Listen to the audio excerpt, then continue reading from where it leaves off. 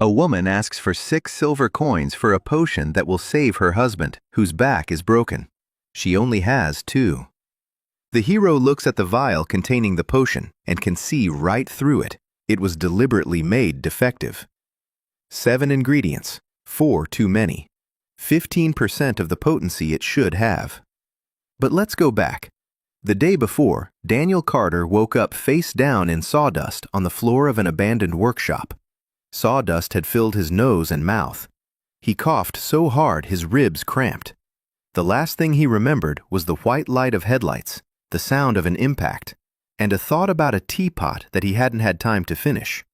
And now he's breathing someone else's air and doesn't understand how he got here. He props himself up on his elbows and looks around. A cracked workbench, rusty pliers on the wall, a barrel of murky water in the corner. Outside the window, a fiery sunset is burning, and someone on the street is yelling that fish has gone up by 2 kopecks and that it's a ripoff. Kopecks. He understands a foreign language. He stands up, grabbing the workbench to keep from falling, and then it flashes through his mind. Oak, 40 years old. The left side has sagged 2 millimeters from the dampness. 4 fasteners, 2 are loose. The load limit is no more than 80 kilograms. The information comes all at once, like a file that opened on its own. He pulls his hand away. He touches the wood again, the same flash. He sees right through the workbench, every fiber, every crack, every point of stress. It's impossible, but it works. He grabs the shard of a knife from the table. Steel, carbon content 0.4, overheated during forging, a micro crack at the tang. 12 strikes and the knife will fall apart. The handle is held together by a promise. Who on earth made this? He picks up a glass vial from the floor. 7 ingredients, 4 too many, 15% of the required strength. In his world, you'd get fined for that. Daniel was an engineer. For 6 years, he'd fought against companies that designed washing machines to break down right after the warranty expired, so people would have to pay again. And now he's standing in another world and sees the exact same problem. Only here, it's lanterns and knives and potions. He steps outside to figure out where he's ended up. Stone houses, tile roofs, lanterns on poles, but without electricity. Inside each one, a dim greenish stone glows. He touches the base of a lantern and freezes. The crystal's mounting is shoddy. There's no insulation. 60% energy loss. Throw it away in 3 weeks and buy a new one. 60%. This isn't just shoddy workmanship. It's the system. Someone is deliberately making things so they break down quickly. He knows this scheme by heart. He returns to the workshop and collapses onto the floor because there's nowhere else to lie down. Numbers and diagrams swirl in his head. He doesn't know where he is. He doesn't know how he got here. He doesn't know if he can go back. But he already knows one thing. Everything here is done wrong, and that drives him crazy. Morning brings hunger pangs. He hasn't eaten in over a day. In the corner, he finds a sack of grain infested with bugs. He picks the bugs out with his fingers and gnaws on the raw grains. His teeth ache. He needs water and fire, but spores of something disgusting are floating in the barrel. He heads out to the market. Kronheim is noisy and reeks of manure. Carts creak. Guards in dull chainmail stand at the crossroads, and every object he touches screams the same thing at him. I was made badly. I was made to break. I was made so you'd pay again. The smell of pastries hits his nose, and his stomach clenches into a knot. He has no money, not a single copper coin. Hungry and penniless in a foreign world, his only wealth is his ability to see just how shoddily everything here is made.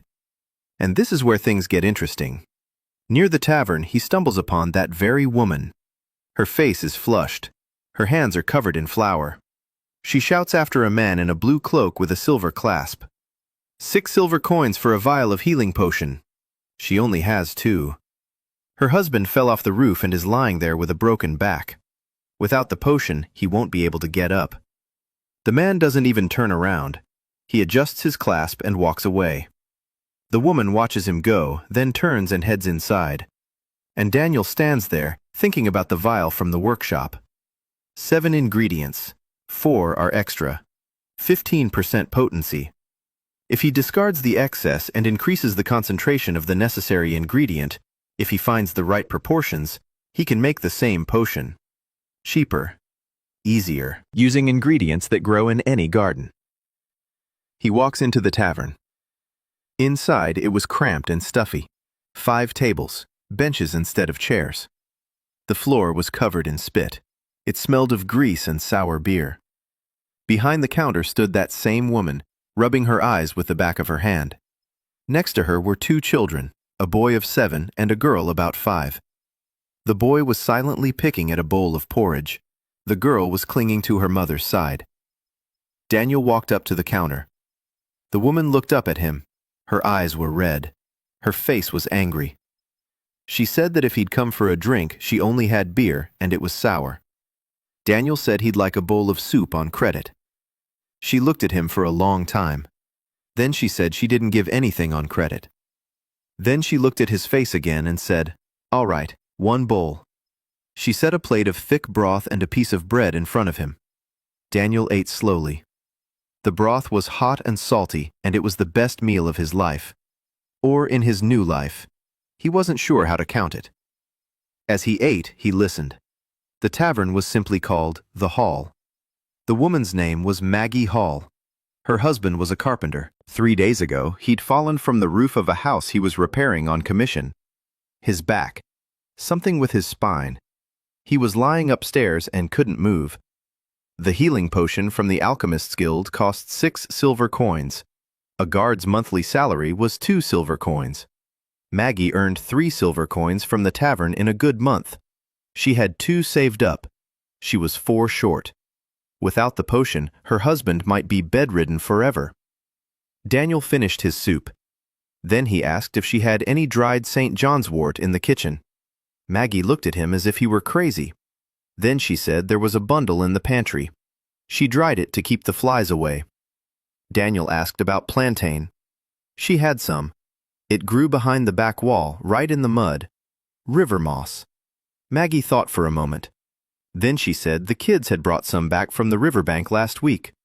It should be in the bucket by the door. Daniel asked her to show him the kitchen. Maggie crossed her arms over her chest. She said she didn't know him.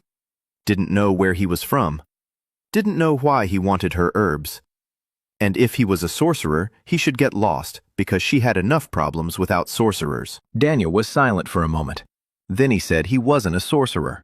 He just knew how to work with materials, and that he could try to do something to make things easier for her husband. Not for money, just for that bowl of soup. Maggie stared at him for another 10 seconds or so. Then she turned and went into the kitchen. He followed her. The kitchen was small. A hearth with a cast-iron stove. Shelves lined with pots. In the corner, sacks of flour and grains. Daniel began by touching each ingredient. St. John's wort, dried, about 4 months old. 70% of the active ingredients remain. Suitable. Plantain, fresh. Dirty. Needs to be rinsed and squeezed dry. High potency. Perfect. River moss. Damp, from cold water. 90% active. Daniel had never brewed potions in his life, but when he held the ingredients in his hands, he could see their internal structure. He could see how the molecules of one reacted with the molecules of another. He could see where to heat and where to cool. He saw the proportions the way an engineer sees tolerances, not by eye, but based on data. He asked Maggie for a cauldron and a measuring mug. The cauldron was cast iron. The walls were of uneven thickness. The heat distribution would be uneven, but it would do for a first attempt. He worked for 5 hours. Maggie stood by his side for the first hour. Then she left to tend to the tavern. Then she came back. Then she left again. The children peeked in from behind the door. Daniel rinsed the plantain 3 times. He ground the St. John's wort in a mortar until it was a fine powder. He soaked the moss in lukewarm water for exactly 20 minutes, not 19, not 21, 20. Then he combined everything in the cauldron. He heated it to a certain temperature. He didn't know the degrees on this world's scale, but he could sense the moment when the liquid began to change its structure, like dough that starts to set. He took it off the heat. He stirred it. He let it cool. He heated it again, but more gently. He added more plantain. Let it cool again. By evening, the pot contained a cloudy, greenish liquid. Daniel poured it into a clean glass he found on the shelf. He took the glass and analyzed it. The healing effect was about 65% that of a guild potion. Not ideal, but enough to kickstart the recovery process. Cost: 8 copper coins. For the herbs in the kitchen that were drying out from the flies anyway. 6 silver coins. 8 copper coins. He climbed the stairs to the second floor. Maggie was walking ahead of him. A man was lying in the small room under the sloping roof. He was burly, with light brown hair. His face was ashen with pain. He was lying on his back and didn't move. Maggie told him that this man had made something in the kitchen and said it would help. The man looked at Daniel. His eyes were clouded with pain. He asked who he was. Daniel said he was nobody, just a passerby. He asked the man to open his mouth. The man opened it. Daniel poured the potion into his mouth with a spoon, slowly, down his throat. The man grimaced. He said it tasted bitter. Daniel said it was supposed to taste bitter. That meant it was working. He didn't know if it was working. An hour later, the man said his back felt warmer. 3 hours later, he wiggled his toes. By morning, he was sitting up in bed. Maggie stood in the doorway, looking at her husband, then at Daniel, then back at her husband. Then she went downstairs and came back with a plate of porridge, a piece of meat, and a mug of beer. She set them down in front of Daniel. She said the debt for the soup was settled, and that he'd be eating at her place until he'd eaten his fill because he looked terrible. Daniel ate the porridge and thought. 8 copper coins, 6 silver coins. The difference in cost is enormous. And the difference in effectiveness is 1.5 times. If I improve the proportions, if I find better ingredients, if I choose the right cookware, I could bring the effectiveness up to 80% of the guild standard for a cost of 10 copper coins. A week later, there was a line at the back door of Maggie Hall's tavern. 10 people, then 15, then 20. Anna the laundress, whose hands were eaten away by lye. Old Thomas, whose back wouldn't straighten. A mother with a child whose cough hadn't gone away for 3 weeks. Daniel saw each one. He asked what was hurting. He asked how long it had been going on. He felt their arm or back or forehead. He jotted it down in a notebook he'd bound together from scraps of paper found in his workshop. He made a separate remedy for each person. No one-size-fits-all potion. For Anna the laundress, he added an ingredient to the base formula that reduced inflammation and protected the skin. For old Thomas, he increased the proportion of St. John's wort because his pain was chronic and a cumulative effect was needed. For the child with a cough, he removed the St. John's wort entirely and replaced it with wild thyme because a child's body reacts differently. Each potion cost between 6 and 12 copper coins. People paid, thanked him, and left, then returned with their neighbors the next day. Maggie counted the money every evening. In the first week, Daniel earned 42 kopecks. It was enough to pay her back for the food. It was enough to buy decent clothes. It was enough to pay for a room in the attic. He lay on a narrow bed beneath the sloping roof and stared at the ceiling. He was in a strange world, without papers, without a past, without understanding what had happened. But he had his hands, and his head, and the ability to see things as they really were. A spider sat on the ceiling, spinning its web. Daniel looked at it and thought that the spider was an engineer too. In the third week, Daniel rented an abandoned workshop, the very one where he'd woken up. The landlord was an old man named Bernard, and he asked for 1 silver coin a month. Daniel paid him with the money he'd earned selling potions. The workshop was in poor condition. The roof was leaking in 2 places. One wall was damp and had started to grow mold. The workbench was wobbly. The windows had no glass. But the walls were thick and made of stone, and there was a drain in the floor, which meant that people had once worked here in earnest. Daniel spent 3 days making repairs. He patched the roof with scraps of tile he found in a dump outside the city wall. He checked each piece for strength and selected only those that would withstand the winter. He patched the wall with a mixture of clay, ash, and river sand. His intuition guided the proportions, exactly the right mixture so it wouldn't crack as it dried. He reinforced the workbench. He made 2 new fasteners from wooden wedges and a scrap of iron strip he'd found in a pile of rubble. The strip was rusty, but the core was sound. He cleaned it up and cut it to size. He covered the windows with oiled cloth. It wasn't glass, but it let in light and kept the wind out. By the end of the 3rd day, the workshop looked like a workshop, not like an abandoned shed. And on that day, Emma Wright arrived. She stood at the door, hesitating for about 5 minutes before knocking. Thin, very thin. Her dark hair was tied in a bun at the nape of her neck.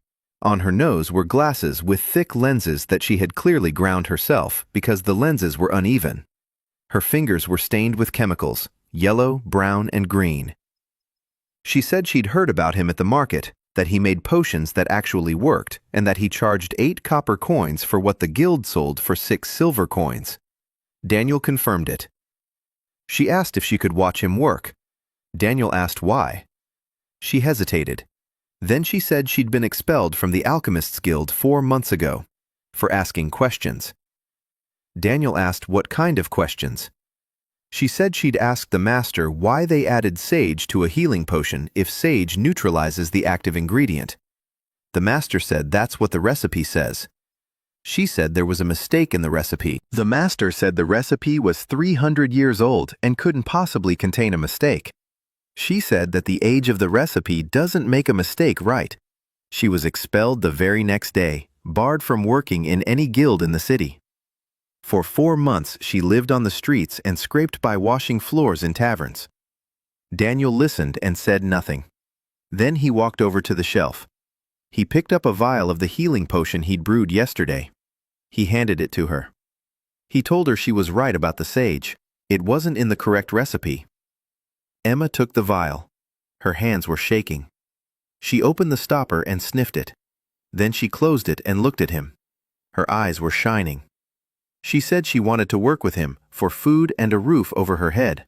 Money later. Daniel said the money had to be paid up front, 2 silver coins a month. It wasn't much, but it was fair. She nodded so quickly that her glasses slid down to the tip of her nose. With Emma, everything changed. She knew alchemy. Not the way Daniel did. He could see right through the materials but didn't know the local names. He didn't know where things grew. He didn't know the seasonal cycles of the herbs. He didn't know that river moss from the north bank was 3 times more potent than that from the south because the north bank was closer to the ether vein. Emma knew. She knew all of Velaroom's herbs by name and property. She knew the map of suppliers. She knew which ingredients could be found at the market and which required a trip to the suburbs. She was a walking encyclopedia whom the guild had expelled because the encyclopedia had dared to point out a typo. Together, in a week, they expanded their line of potions from 1 to 3. Basic healing potion, enhanced healing potion, and a painkiller for chronic pain sufferers. But Daniel didn't stop at potions. By the 4th week, he had started making knives. The idea was simple. Every day, he saw how people in Kronheim struggled with their tools. The butcher at the market chopped up a carcass with a knife that went dull after 10 strokes. The tanner cut hides with a blade that wobbled in its handle. The shoemaker pricked with an awl that bent under pressure. All of this was produced by the Blacksmith Sorcerers Guild. All of this was expensive. All of it was made so that a month later, the customer would come back for a new one. Daniel bought 3 fragments of old blades at the market, for next to nothing. No one bought broken items because the Blacksmiths Guild didn't repair them. If it broke, you threw it away and paid for a new one. He took the fragments to his workshop. He laid them out on the workbench. He touched each one. The first, good steel, enough carbon. It broke along a line of poor hardening. The core is intact.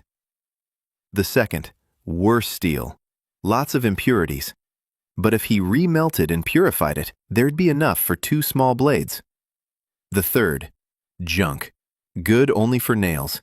He didn't have a forge, he didn't have a furnace, no anvil, but in the corner of the workshop stood an old hearth, and Daniel knew the temperatures.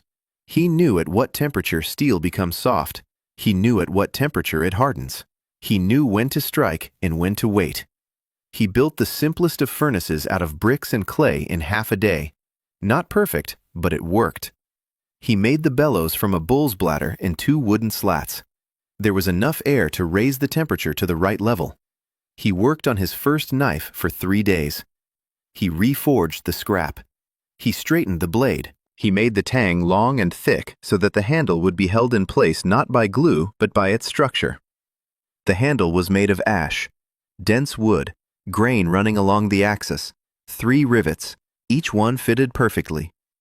The knife fit his hand like a glove. The blade held its edge. He tested it, 100 strikes against an oak block. Not a single snag. A guild knife would dull after 10. He made 4 knives in 2 weeks, a butcher's knife, a kitchen knife, a shoemaker's knife, and a small utility knife, each tailored to a specific hand. The butcher's knife was for Olaf, the butcher from the market. Daniel had seen him at work. Right-handed, a power grip, a wide palm. The knife had to be heavy at the front with a thick heel. The kitchen knife was for Maggie. She chopped vegetables quickly and finely. A light knife, a thin blade, a handle suited for a small hand. Olaf came to pick up the knife and tested it on a piece of meat. He chopped once. He looked at the cut. He chopped again. Then he looked at Daniel and asked how much it cost. Daniel said 1 silver coin. Olaf said that a guild knife cost 4 and would get dull in a week.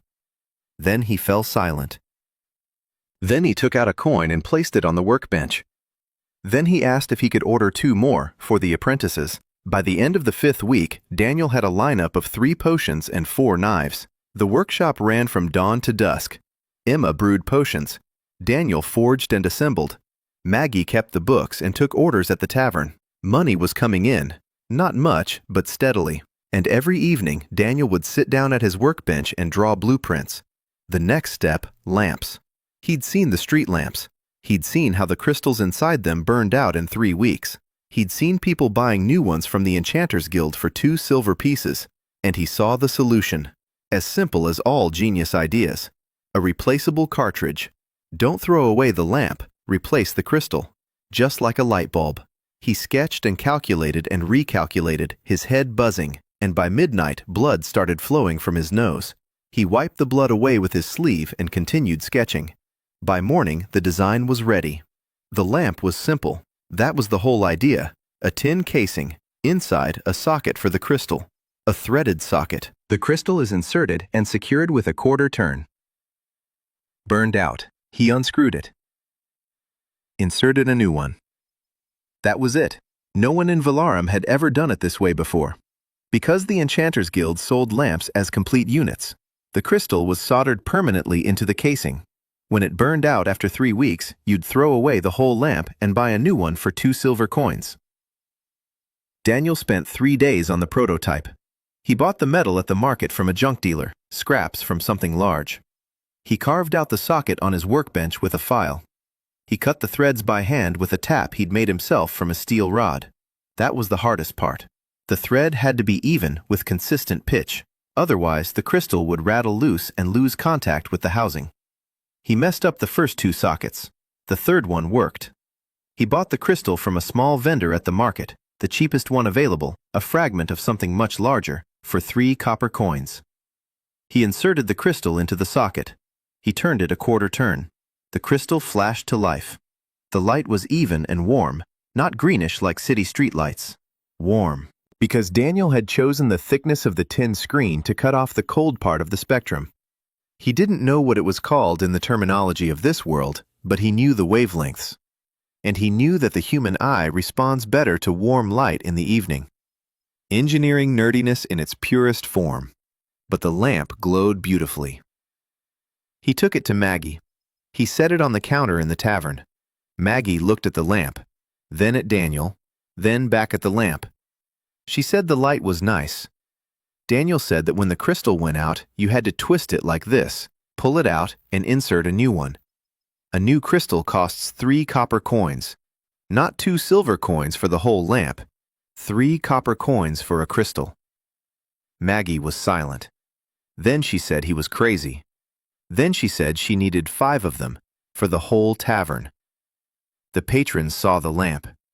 The next day, Maggie's neighbor came by and asked if he could buy one just like it. Then Anna, the laundress, came. Then Olaf, the butcher. Daniel made 2 lamps a day. That was his limit. Each socket had to be hand-carved.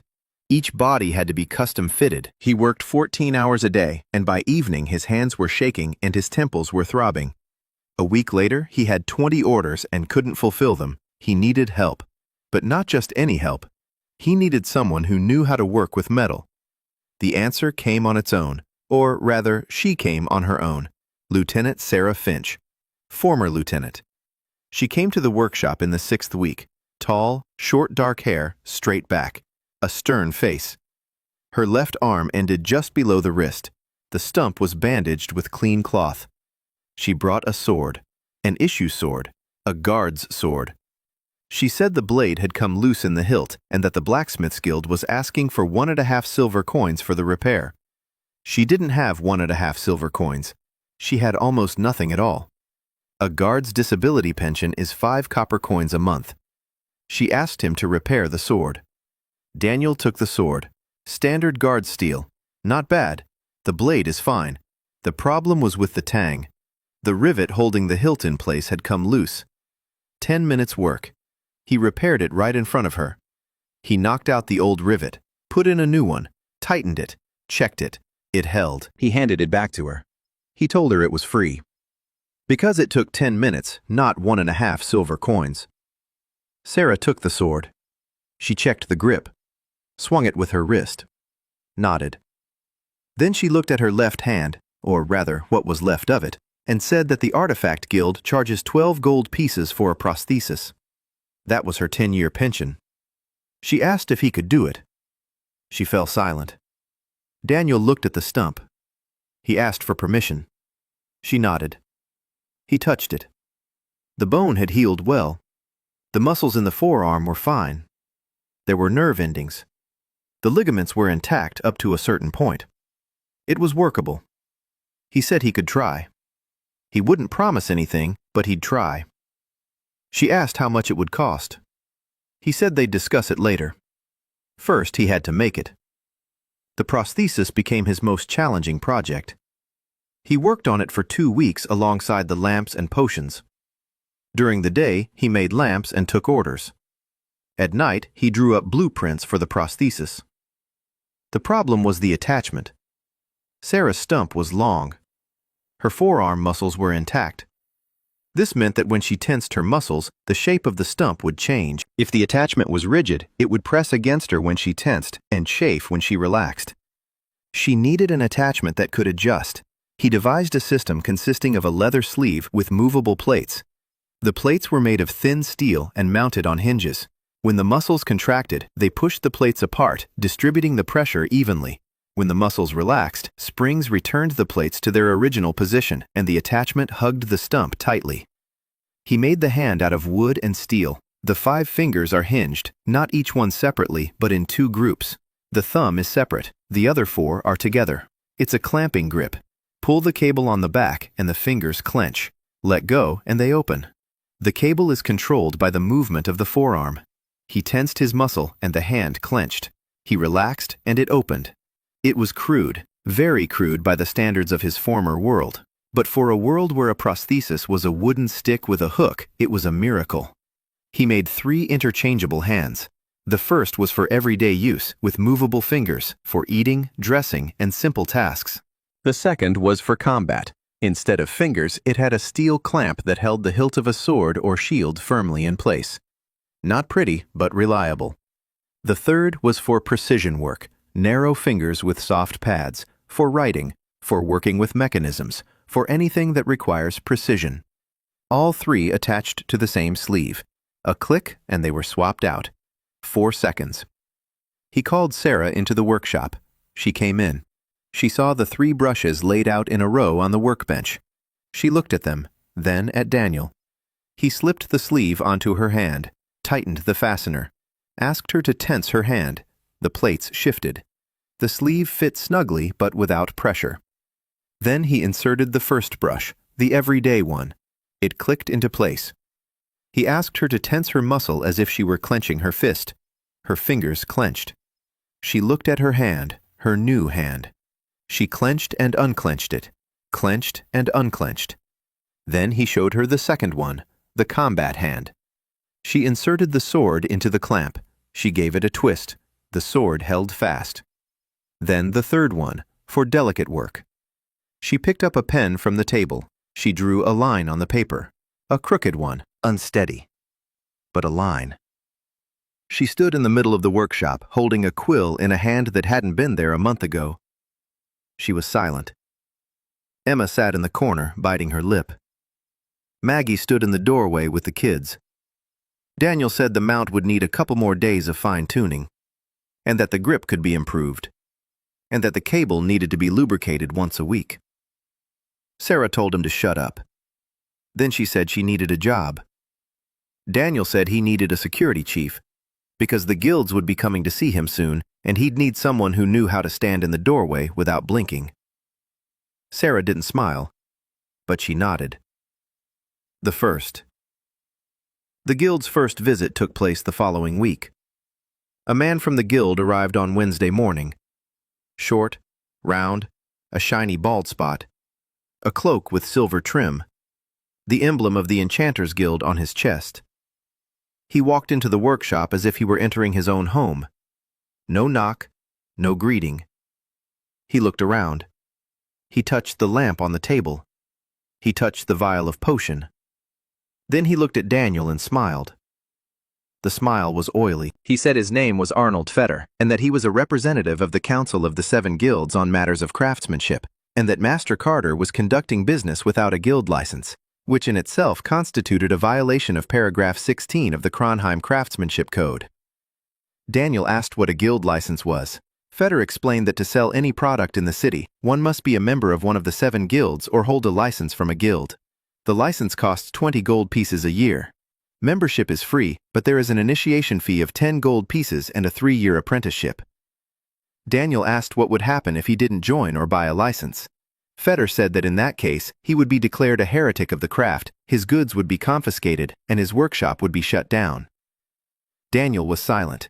20 gold pieces. He earned 2 silver pieces a week. 20 gold pieces is equal to 200 silver pieces. 20 gold pieces is 400 silver pieces. That's 4 years of work without food or sleep. Fetter looked at him and smiled. Then he said there was another option. The council is prepared to offer Master Carter special terms.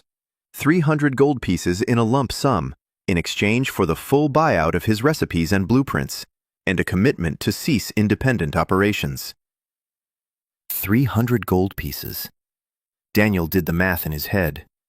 That's 6,000 silver pieces. He could buy a house. He could live comfortably for several years. He could leave town and never return. Fetter handed him a piece of paper, a contract. Daniel took the paper and read it. Sarah stood by the door, staring at Fetter without blinking. Emma froze by the shelf of potions. Daniel finished reading the contract. He placed it on the table. He said, "No." Fetter stopped smiling. He asked why. Daniel said that the contract contained a clause transferring ownership of all future developments to the council. Everything he came up with after signing would no longer belong to him. And there was also a non-disclosure clause. He wouldn't be able to teach anyone what he knew. And there was a clause regarding his place of residence. He was required to remain in Kronheim and not leave the city without the council's permission. This isn't about buying recipes. It's about buying him. Fetter said the terms were negotiable. Daniel said he wasn't interested in the terms. He would work, he would sell, and he would do it without their patent. Because nowhere in any paragraph does it say that treating people is a privilege rather than a right. Fetter stood up. The smile returned, but it was different. Cold. He said that the council regretted Master Carter's decision, and that the further consequences would rest entirely on his conscience. Then he left. Sarah closed the door behind him. She looked at Daniel. She said that he had just declared war on people who had more money than the entire lower city combined. Daniel said he was aware of that. Then he sat down at the workbench and began working. 3 days later, the inspectors arrived, 2 guards and an official from the city council. The official said a complaint had been filed regarding illegal trade and that he had been instructed to inspect the workshop and inventory the goods for confiscation. Sarah stood between him and the workbench. The official looked at her prosthetic, at her steel hand, at the sword on her belt. He swallowed hard. Daniel said they could inspect the workshop.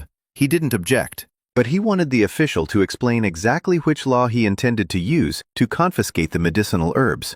Because the potions in his workshop were herbal tinctures, herbs were not a regulated commodity under the Alchemists Guild.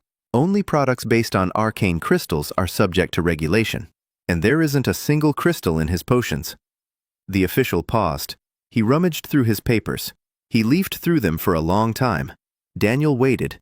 He wasn't bluffing. He'd spent 2 evenings at the city library. Paid access. 2 copper coins an hour. He'd read the entire Kronheim Craft Codex, all 412 pages, and he'd found a loophole. The guild's monopoly applied to items containing a magical component, an arcane crystal. His potions were purely herbal, no magic involved. Technically, they weren't potions, but tinctures, and tinctures didn't fall under the jurisdiction of the Alchemists Guild. Knives were a more complicated matter.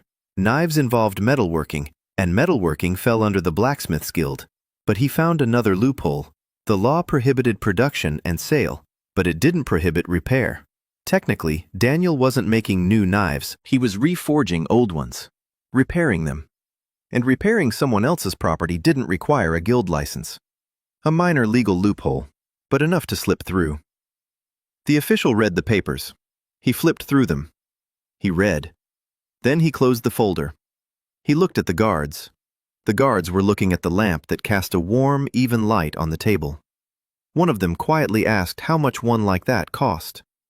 The official said that the inspection had revealed no violations and that he would draw up a report. Then he left. The guard lingered by the door. He looked at the lamp once more. Then at Daniel.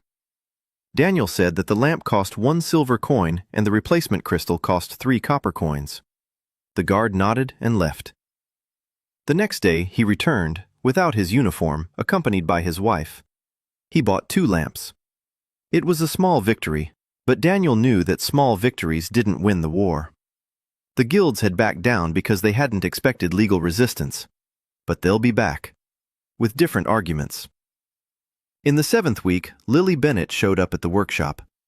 Daniel found her behind the trash can behind the workshop. She was trying to pull a loaf of bread, which Maggie had brought that morning, out through the window. 12 years old, skinny as a stick, dirty. Her hair was matted. She wore a burlap dress. Her feet were wrapped in rags. Daniel grabbed her by the collar just as she was about to climb through the window. She struggled, scratched, and bit. Then she grew tired. She looked up at him from under her brows. He asked her name. She said it was none of his business. He asked when she'd last eaten. She didn't say anything. He let her go. He went inside. He came back with a bowl of porridge and some bread. He set it on the ground in front of her. She looked at the food, then at him, then at the food. Then she grabbed the bowl and ate so fast she choked. Daniel sat down next to her on a crate. He waited. She finished eating. She licked the bowl clean. Then she said her name was Lily. 2 days later, she was sitting in the workshop on an upside-down bucket, telling Daniel everything she knew about Kronheim. She knew a lot. Which guard takes bribes? Which merchant shortchanges customers? Where Magister Grave lived?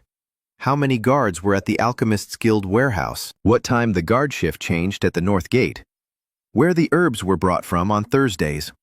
She knew the city like the back of her hand, because the city was her home. 3 years on the streets, since she was 10. Her parents had died in an epidemic. The shelter kicked her out after 6 months. After that, she was on her own. Daniel listened and took notes, not because he was planning to spy, but because he needed a map. A map of the city. A map of the people. A map of suppliers. A map of threats. Lily gave him all of that, in exchange for food, a roof over her head, and a bucket in the corner she could sit on. A week later, she brought 2 boys, street kids just like her. Daniel fed them too. They became couriers. They delivered orders to customers. They delivered notes from Maggie. They delivered weed from suppliers. Fast, discreet, knowing every alleyway. Daniel entered Lily's name in the workshop's registry as an apprentice, with a salary of 10 copper coins a month, with the right to vote at the evening meetings where they discussed business. He gave her a document, a piece of paper with a seal he'd carved himself from a scrap of wood. Not the guild seal, his own. A circle with a hammer and a gear. Lily took the paper. She read it, slowly, syllable by syllable. Then she folded it and tucked it into her bosom. Then she went into a corner and sat there quietly for about 20 minutes. Mom said later that she'd seen Lily crying, but Lily denied it. The workshop was growing. Slowly, but it was growing. Potions, knives, lamps. 6 permanent employees, counting Lily and the boys. 20 regular customers. A reputation that was spreading through the lower city like oil on water. And Daniel knew that every day of this growth was yet another reason for the guilds to strike harder. In the 8th week, Daniel hung up his sign, a simple ash wood board, the letters burned into it with a red-hot nail. Carter, we repair and make. Emma said the name was too simple.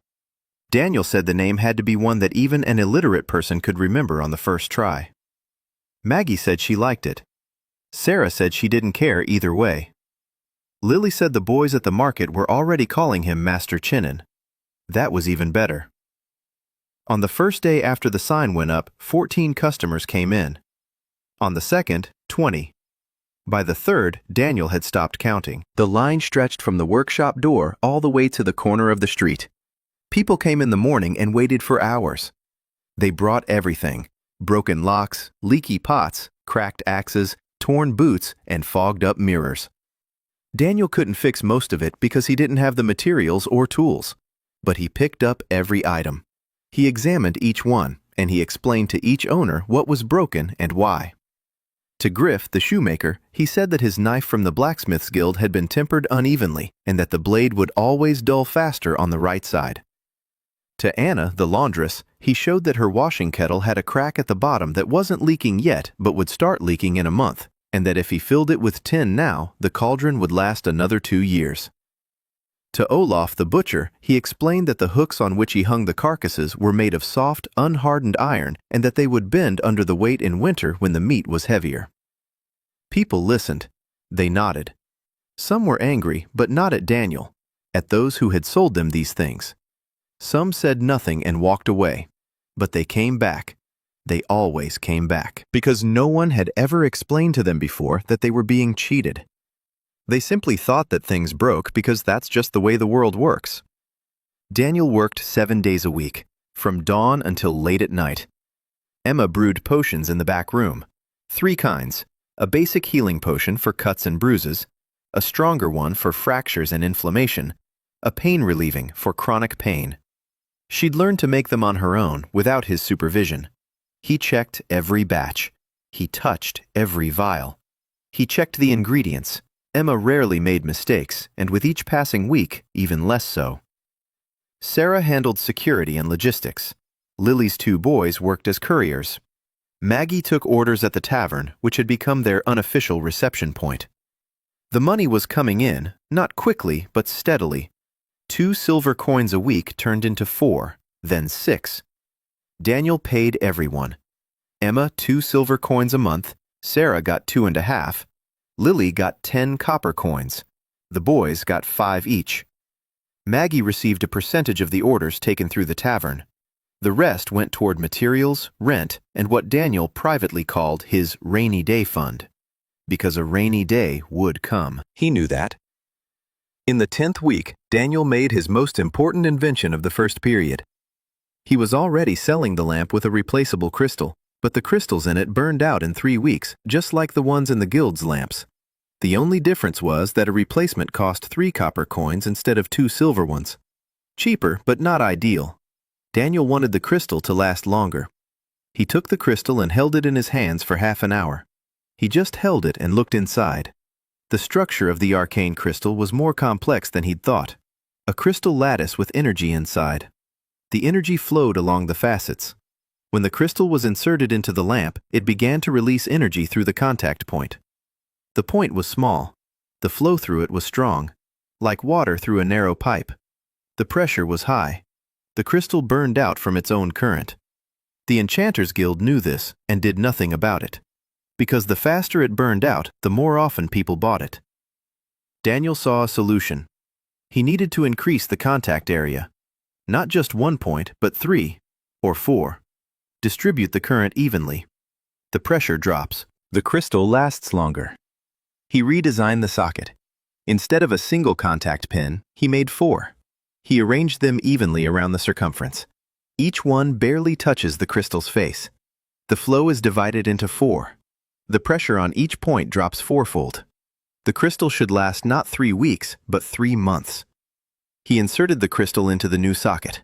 The lamp lit up. The light was slightly dimmer than in the old version, because the current was slower. But it was more than enough for the house. He timed it. After 3 weeks, the crystal was still glowing.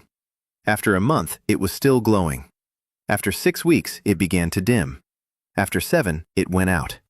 7 weeks. Not 3. More than twice as long. He knew it could last up to 3 months if he found a higher quality crystal. But even 7 weeks was a revolution. 3 copper coins every 7 weeks instead of 2 silver coins every 3 weeks. The city was going crazy. Everyone in the lower city knew the name Carter's Lamp. Even in the upper city, where the nobility and wealthy merchants lived, people were starting to talk. Not to buy yet, just to talk. But Daniel knew that talk was the beginning. In the 11th week, 2 things happened. First, a girl he'd never seen before came to him. Petite, black-haired, dark-skinned, narrow eyes. A smile so polite it was almost cloying. She introduced herself, Ha-In Sun, the daughter of a merchant from the eastern lands. She said she'd heard about his lamps, and his potions, and his knives, and that she had a proposal. She knew herb suppliers in 4 provinces. She knew miners who extracted arcane crystals in the foothills. She knew the river routes along which goods could be transported more cheaply than by road. She offered her services as a buyer. Daniel asked why she wanted to do this. She said her father had gone bankrupt 3 years ago. He'd come from across the sea with his goods. The Herbalists Guild had taken over his contracts. They'd crushed him with their prices. Her father lost everything. Then he fell ill. Then he died. She was left alone in a strange city with a contact notebook and her stubbornness. For 3 years, she scrubbed floors, delivered food, and slept wherever she could. And all that time, she never threw away the address book, because it contained the names of people who could sell anything to anyone, bypassing any guild. Daniel asked to see the book. Ha-Un was silent for 3 seconds. Then she pulled a thin, leather-bound notebook from her bosom. She held it out. Daniel opened it. Hieroglyphs. He couldn't read a single line. He looked at her. She smiled. She said she'd translate whatever was needed, but the book would remain with her. Daniel thought for a moment. Then he offered 2 silver coins a month plus 5% of every deal she closed. Ha-In said 3 silver coins and 7%. Daniel said 2.5 and 6. Ha-In smiled. She said, "It's a deal." The second incident. That same evening, a man in a dark cloak entered the workshop. His face was hidden. His hood was pulled down. Sarah stepped toward him, her hand on her sword. The man stopped. He raised his hands. Then he pulled back his hood. He was young, about 30 years old, light brown hair, clean-shaven, expensively dressed under his cloak. A silver chain around his neck with a seal. He introduced himself. Caspian Voigt, assistant to the Crown Governor. He said the governor had taken an interest in Master Carter's activities, not like the guilds, differently. The governor is young and ambitious. He needs taxes. The guilds pay a nominal fee under an ancient privilege. They are very rich and contribute very little to the treasury. The Crown Governor is looking for leverage. Carter could become that leverage. If his business grows enough that the guilds start losing money, they'll be more willing to compromise in negotiations with the Crown. Caspian offered unofficial protection. The governor would turn a blind eye to the lack of a license. The city guard would leave the workshop alone. In exchange, Daniel would sell a portion of his goods at a special price to meet the garrison's needs. Potions for wounded guards, knives for the barracks, lamps for the watchtowers. Daniel thought it over. He knew it was a trap, not a direct one, a cunning one. The governor doesn't want to help him. The governor wants to use him as a club against the guilds. And when the club breaks, the governor will find himself a new one. But the club has no other choice right now. Without the guild's protection, they'll crush him within a month. With their protection, he gains time. Time to grow, to become too big to be crushed. He said yes. Caspian nodded. He held out his hand. Daniel shook it. The deputy governor's hand was cold and dry. He left as quietly as he had come. Sarah stood by the door and watched him go. Then she said that Daniel had just gone to bed with a snake. Daniel said he knew, but the floor was even colder. The third month began with fire. Daniel woke up to Sarah's scream. She had been sleeping in the workshop on a cot by the door, a guard's habit, sleeping by the entrance. The scream was short and sharp. One word. "We're on fire!" Daniel slid down the ladder from the attic. The back wall of the workshop was ablaze. Someone had splashed oil on the outside and set it alight. The flame spread quickly through the dry wood. The smoke stung his eyes and filled his lungs. Emma was inside. She was asleep in the back room where she brewed potions. Daniel rushed toward her.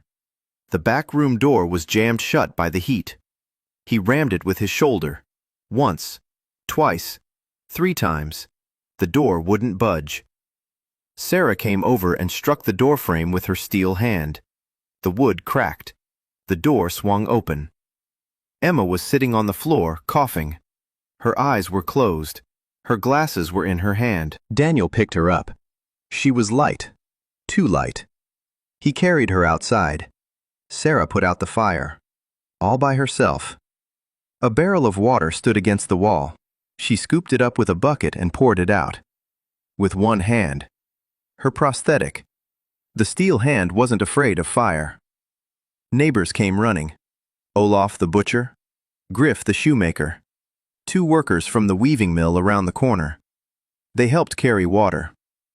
An hour later, the fire was extinguished. The back wall had burned completely through. Emma's storeroom was destroyed. All her potion supplies. 3 weeks' worth of work. 60 vials. Her herbs. Her tools. Everything. The ceiling over the back of the workshop had collapsed. The workbench had survived. The lamps were intact. The knives were intact. The front part of the workshop was still standing, but a third of it was gone. Daniel sat on a rock across from the workshop, staring at the smoldering wall. Emma sat beside him. She was silent. She was coughing. Sarah stood there, examining the spot where the fire had started. Then she bent down and picked up a scrap of fabric from the ground. Soaked in oil. It smelled like linseed oil. A guild mark on the fabric. Small, almost imperceptible. The letter Z. The Enchanters Guild. Sarah showed it to Daniel. He looked at it. He nodded. Then he stood up and walked into the workshop. Lily came running in 20 minutes later, out of breath. She'd been sleeping at Maggie's tavern. She'd seen the smoke and run all the way across the block. She burst into the workshop and stopped. She looked at the hole in the wall, at the charred beams, at the ashes on the floor. Then she looked at Daniel. He was standing at the workbench, sketching. Lily asked what he was doing. He said he was drawing up a restoration plan. She asked if he was doing it right now. He said right now. Because in a week, customers would come to them looking for potions that no longer existed, and for lamps that he couldn't make in the burned-down workshop. And every day of downtime was a day when the guilds thought they'd won. He wasn't going to give them that day. The restoration took 12 days. Daniel didn't just rebuild the burned-down wall. He rebuilt the workshop. He divided it into zones. The front section, receiving customers and handing out orders. The counter, shelves with finished goods. A spot for Lily and her notebook. The middle section, the forge and assembly area. The bellows. The workbench. Tools. This is where he worked himself. The back section, the alchemical laboratory. A separate room. Stone walls. Stone floor. A ventilation duct made of sheet metal leading to the roof. A separate exit to the backyard. This is where Emma worked. There were doors between the zones. Not wooden ones. They were lined with sheet metal. If one zone caught fire, the others would remain intact. He had learned his lesson. Maggie provided the money for the renovation. From her savings. 5 silver coins. Everything she had set aside. Daniel said he'd pay it back with interest. Maggie said that if he mentioned the word interest one more time, she'd hit him with a frying pan. She said it wasn't a loan. It was an investment. Because his business brings customers to her tavern. And because she believes in him, even though he's a stubborn fool who sleeps only 4 hours a night. Ha-eun helped too. In 3 days, she found a supplier of cheap bricks in the suburbs, and a supplier of sheet metal, and a supplier of herbs to replace the ones that burned, all at below market prices. Daniel asked how she did it. She smiled and said she had a little book. By the end of the 12th day, the workshop was bigger and better than it had been before the fire. 3 separate work areas, an emergency exit, fire-resistant partitions, a water tank on the roof in case of another arson attack, and Daniel set up a night watch. Sarah hired 2 retired guards, former colleagues. They took turns on duty from sunset to sunrise, 1 silver coin a month each. Expensive, but cheaper than losing everything all over again. By the 4th month, Daniel had the assembly line up and running. He never used that word in front of anyone. They wouldn't have understood it here. But the principle was the same as at his factory in Ohio. Division of labor. Each person performs a single step. They do it quickly and precisely. Then they pass it on to the next person. Potions. Before, Emma had brewed every vial from start to finish herself. 1 person, every step, 6 hours per batch of 10 vials. Now Daniel had broken the process down into 6 stages. Washing the herbs, grinding, soaking, the first heating, mixing, the second heating, and bottling. 6 people, 6 steps. Each person does their own. Emma checks the quality at the end.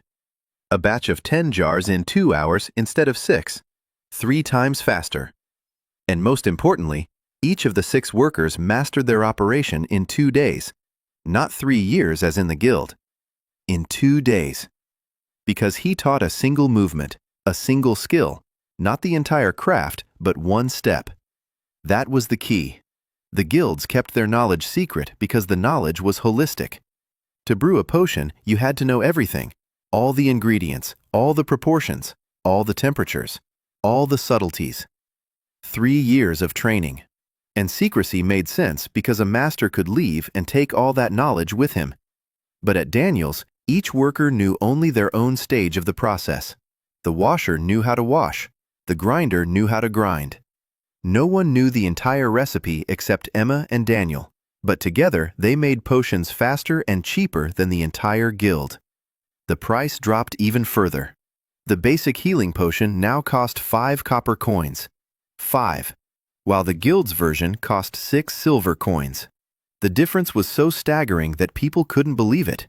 They'd come in and ask what the catch was. Daniel would say there was no catch. He just didn't add 4 extra ingredients and didn't pay the master for a robe. The line outside the shop stretched a whole block. Mi took orders from morning till night.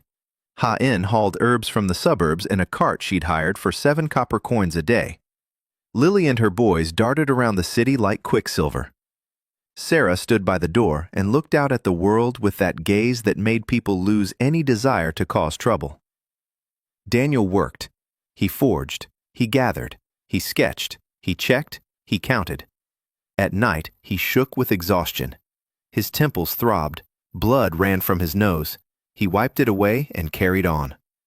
The guilds had set fire to the workshop, destroying all the potion supplies and a third of the building.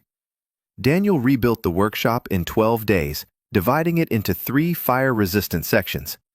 He launched assembly line potion production, breaking the process down into 6 steps and lowering the price to 5 mi per vial compared to the guild's 6 silver.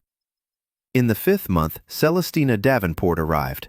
Daniel was working on a new batch of lamps that day, 30 of them, his largest order yet, for the garrison barracks. Caspian Voigt had sent the request. The governor wanted Carter's lamps in every watchtower. Daniel took this as a good sign. The more the lamps were integrated into the city's infrastructure, the harder it would be to shut it down.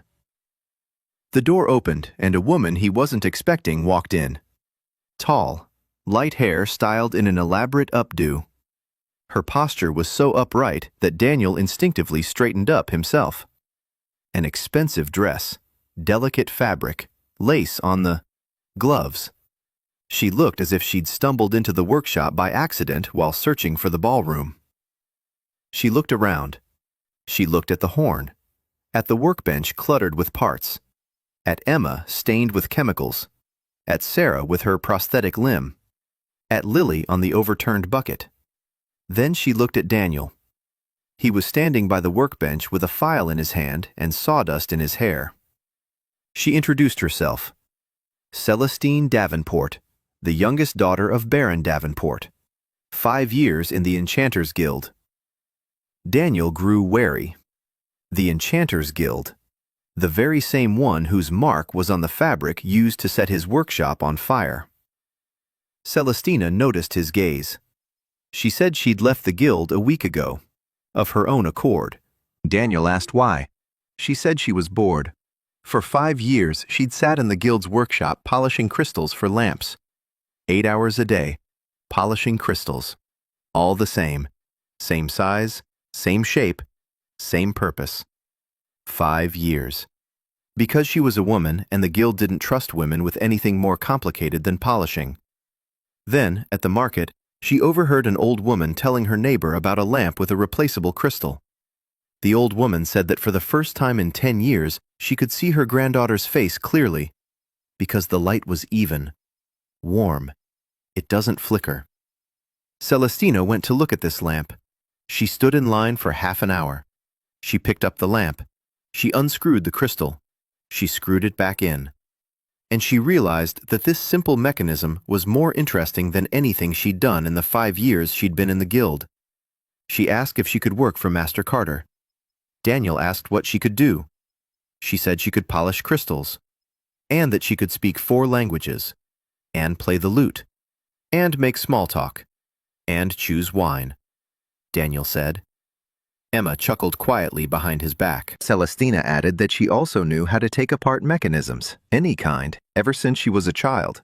Her father had given her an old watch when she was 8, and she'd taken it apart down to the last gear in half a day. Then she put it back together. The watch worked. Daniel thought for a moment. Then he walked over to the workbench.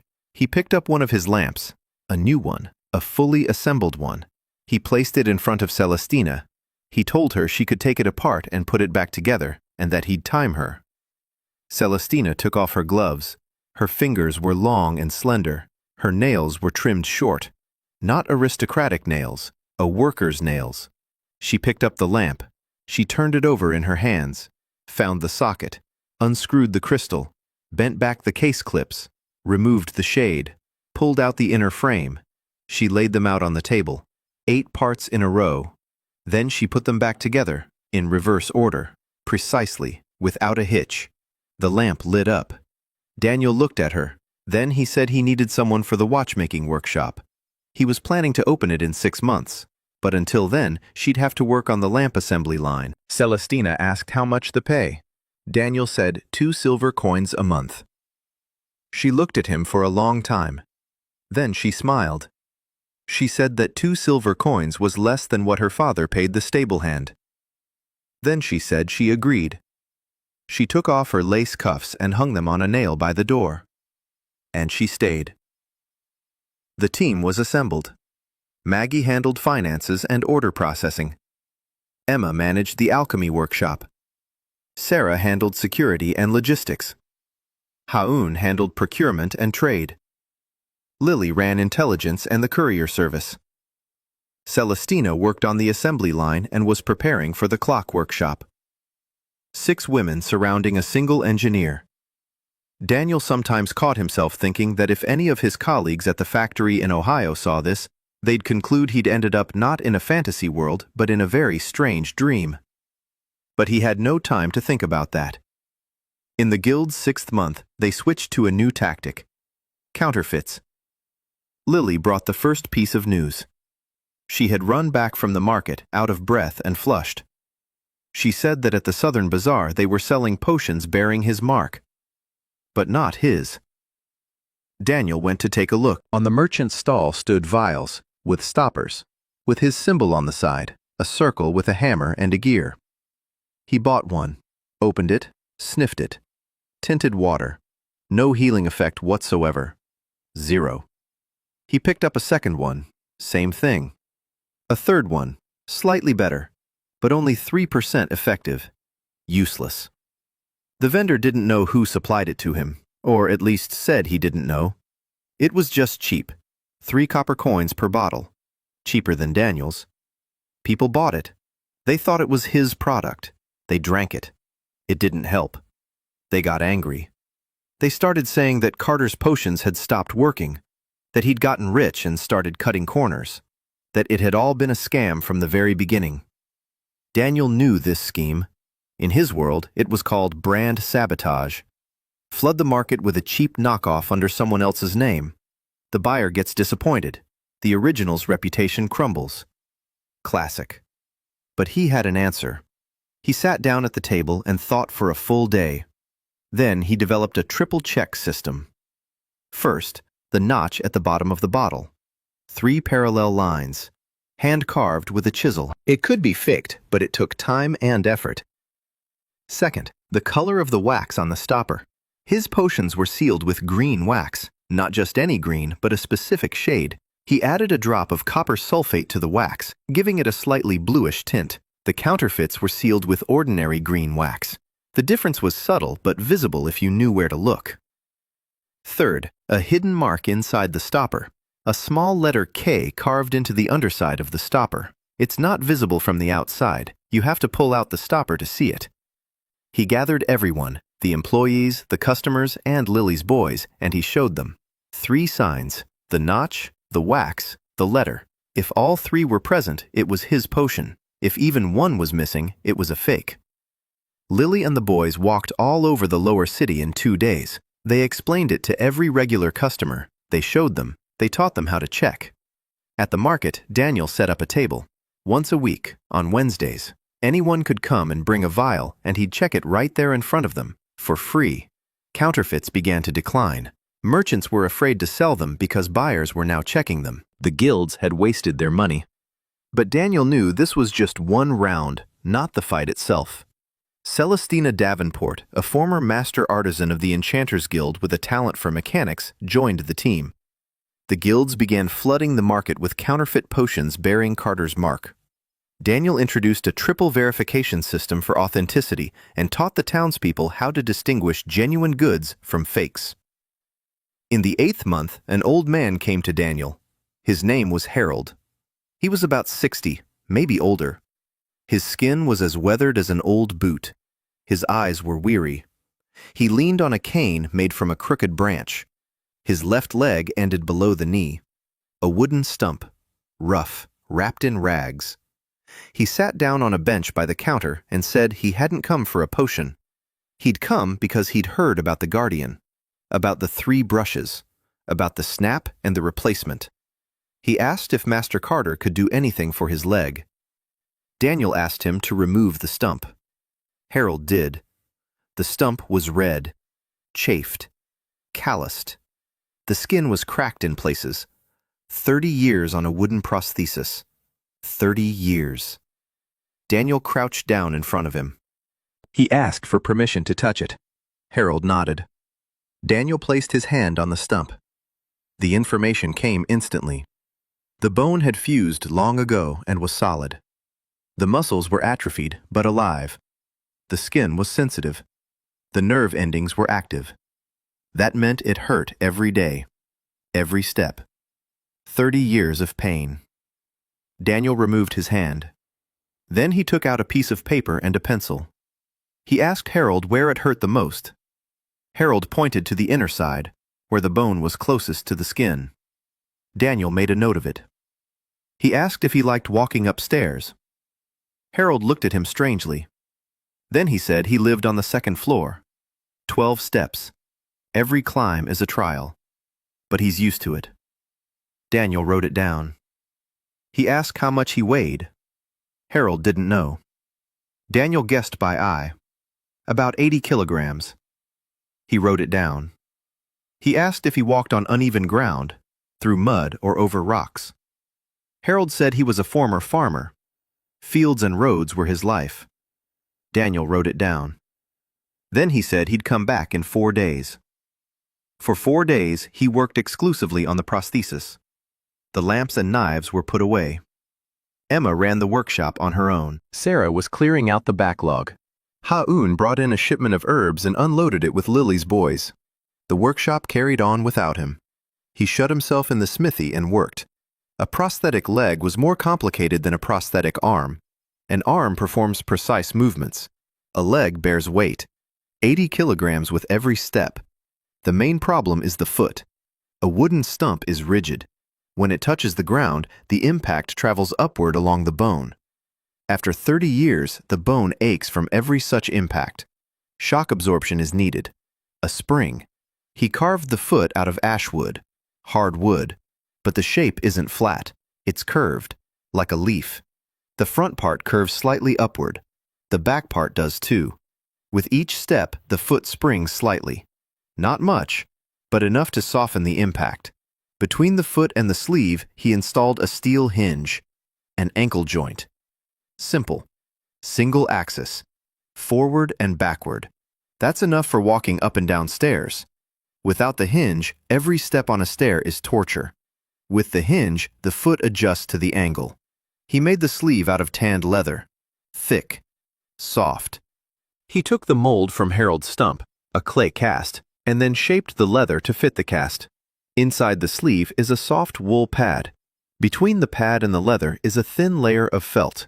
3 layers between the bone and the outside world. It's secured with 2 straps, below the knee and above. Straps with buckles that can be tightened with one hand. Harold lives alone. He has to put on the prosthesis by himself, without anyone's help. That was a mandatory condition. Daniel didn't say it out loud, but every element was designed so that a 60-year-old man with 1 leg and 2 arms could manage on his own. On the 4th day, he called for Harold. The old man came in. He sat down on the bench. Daniel fitted him with the socket. He tightened the straps. He asked him to stand up. Harold stood up. He swayed a little. Daniel supported him by the elbow. Then he let go. Harold was standing, on 2 legs. His left leg was slightly shorter, but Daniel had placed a thin cork plate under his foot. Now it was even. Daniel said he needed to walk a bit. Harold took a step. His foot touched the floor. The spring activated. Softly, quietly. There was no impact. A second step. A third. Harold walked across the workshop, past the workbench, past the kiln, past the shelf with the lamps. He reached the wall, turned around, walked back. 3 steps, 4, 5. He stopped in the middle of the room. Everyone was watching him. Emma was by the shelf. Sarah was by the door. Lily was on the bucket. Ha-un was at the table with the papers. Celestina was by the window. Maggie was in the doorway with the children behind her. Harold stood in the middle of the workshop. He didn't move. His face was expressionless. Then a tear ran down his cheek. One, then another. He was crying silently, without wiping his face. 30 years working with wood. 30 years of pain with every step. And now here he was, standing. And it didn't hurt. No one said a word. Celestina stood by the window and whispered, "Master, what do you do to people?" Daniel stood next to Harold, not knowing what to do with his hands. Then he said that the mount needed to be adjusted some more, and that the cushion would need to be replaced every 3 months, and that the hinge needed to be lubricated. Harold was silent. Then he said he wanted to climb the stairs. Daniel said it was too soon for stairs. He needed to walk on level ground for a week, to get used to it. Then the stairs. Harold looked at him. Then he said thank you. Just one word. Quietly. And that word was worth more than all 300 gold pieces that Feder had offered. Daniel asked how much he could pay. Harold said he had 20 copper coins. Daniel said that was enough. Harold left. Slowly, carefully, but on his own 2 feet. Emma walked over to Daniel and whispered that 20 copper coins wouldn't even cover the cost of the leather. Daniel said he knew. Then he went back to his workbench and started working on the next order. A week later, a rumor spread through town. Not about potions, not about lamps. About a leg. Old Harold is walking. He hadn't walked properly for 30 years, and now he's walking. Without a cane. Up the stairs. 3 more people came to see Daniel. A woman missing 3 fingers on one hand. A boy with a foot that had been deformed since birth. A former soldier with a stiff knee. Daniel saw them all. He took down their details. He measured them. He began sketching. He knew that prosthetics wouldn't become the foundation of his business. It would take too long. It was too individualized. Too costly in terms of time and materials. But he knew something else. Every prosthetic is a story. And stories are what people pass on to one another. And each such story makes him a little more invulnerable to the guilds. Because it's hard to convince townspeople that a man is a warlock if that man put their grandfather back on his feet yesterday. Daniel made a prosthetic leg for Harold, an elderly veteran, with a spring-loaded foot and a soft sleeve. For the first time in 30 years, Harold was able to walk without pain. Word of the prosthetic spread throughout the city, and 3 more disabled people came to Daniel with orders.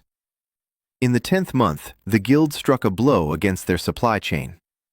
Ha-In was the first to notice. She came into the workshop that morning, pale and angry. She said that the herb supplier from the southern province had cut her off, without explanation. He simply said he could no longer sell to her. Daniel asked if she could find another one.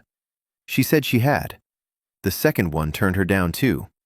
And the third. And the fourth.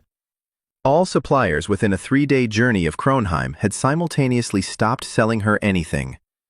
Herbs, crystals, metal, oil, wax, everything. Daniel sat at the table and listened. Emma was counting the supplies. Enough herbs for 2 weeks. Crystals for 10 days. Steel for a week. After that, the workshop would grind to a halt. Not because there were no customers, there were enough customers to last for months, but because there was nothing to work with. The guilds didn't attack him directly. They struck at his supply lines. They bought up the contracts of all the major suppliers in the region. They paid a year's worth in advance, on the condition that not a single gram of goods would go to Master Carter. Not under his name, not under someone else's, not through middlemen. If a supplier violated this condition, they would lose their guild contract forever. And a guild contract meant guaranteed sales for years to come. No one would take that risk for the sake of a single master from the lower city. Daniel gathered everyone that evening. The workshop was cramped. Maggie sat on a bench with the children. Emma stood by the shelf. Sarah was by the door. Ha-In sat at the table with a notebook. Lily sat on a bucket. Celestina stood by the window. 6 assembly line workers lined the wall. 2 guards stood at the doors. The boy courier sat on the floor. 22 people. Everyone was looking at Daniel. He told the truth. Supplies would last 2 weeks. If he didn't find new suppliers, the workshop would close. Not forever, but for a long time. And during that time, the guilds would have time to convince the city that he was a fraud. Maggie asked what to do. Daniel said they needed to go where the guilds couldn't reach. To the mountains, to the villages, straight to the herbalists and miners, bypassing the middlemen and brokers, signing contracts in person. Ha-In opened her notebook. She said she had 3 names. 3 people in mountain villages 2 days' journey to the north. Her father's contacts. Old ones, but still active. An herbalist in the village of Holmwood. A miner in the settlement of Greystone. And a farmer who grows medicinal herbs in the valley beyond the pass. None of them are connected to the guilds. Too far away. too small time. The guilds hadn't cared about them. Until now. Daniel said he'd go himself. Sarah said he wouldn't go alone. Daniel said the workshop couldn't be left unguarded. Sarah said the guards would manage. But he won't make it to the mountains without her because his only weapon is a file. Ha-In said she'd go too, because she has the contacts, and because she knows Eastern business etiquette, which will come in handy with her father's people. Daniel looked at Emma. Emma nodded. She'll manage. The workshop will run on its stockpiles while they last. Maggie will handle the reception. Lily will keep an eye on the town. Celestina will help Emma with the lamps. They set out at dawn. A wagon, one horse. Sarah was driving. Ha-In sat beside him with a book on her lap. Daniel sat in the back and watched as Kronheim faded beyond the horizon. For the first time in 10 months, he was leaving the city. The road was rough. Ruts, mud, rocks. The wagon jolted. Sarah cursed under her breath every time a wheel sank into a pothole. Ha-In was silent, counting something in her head. Daniel looked around. Trees, fields, streams, and tracks everywhere. Shattered lanterns on the roadside. Rusty, guild-made. Thrown away because the crystal had burned out. A wooden harrow in the field, broken, its tines sticking out like rotten teeth. It had been there so long that weeds had grown right through it. The farmer can't fix it because the guild won't repair it, and he can't buy a new one because it's too expensive. He lay on the hay in the wagon and saw a world suffocating from greed. Not from poverty, from greed. There were resources. There was ore. Grasses grew, trees stood. People had hands. But between their hands and the materials stood 7 guilds saying it couldn't be done. The first village, Homewood. 20 houses, stone walls, thatched roofs. Cows roam the streets. On the edge of the village, a field strewn with stones. Beyond the field, a forest. A scent in the forest. Spicy. Bitter. Herbs. The herbalist lived off the beaten path. An old man, gray-haired. His hands were large and dark from the earth. His name was Morgan. He looked at Ha-In, then at Daniel, then at Sarah with her prosthetic leg. Ha-In spoke up. She mentioned her father's name. Morgan was silent for a long time. Then he said he remembered him. He was a good man. It's a shame he died. They sat at the table in his house, a wooden table scraped white. Clay mugs. Herbal tea. Daniel drank, and his ability kicked in automatically. Wild St. John's wort, mountain mint, field chamomile, honey. Everything was pure. Everything was potent.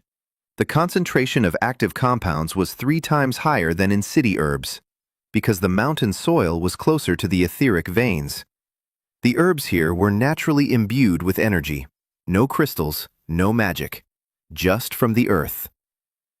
Daniel asked Morgan how much he harvested per season.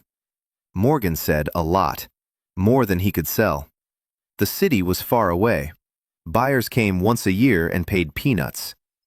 Daniel offered a contract, regular purchases, once every 2 weeks. A wagon would arrive, pick up the goods, pay on the spot, at prices twice as high as the middlemen's. Morgan looked at him. Then he asked why he needed so many herbs. Daniel said he used them to make medicine, cheap medicine, for ordinary people. Morgan was silent. Then he said, "It's a deal." The second contract was in Greystone, a mining town. 20 mines, small ones, 1 or 2 veins each. The Arcan crystals were tiny, just shards. The guilds wouldn't take them.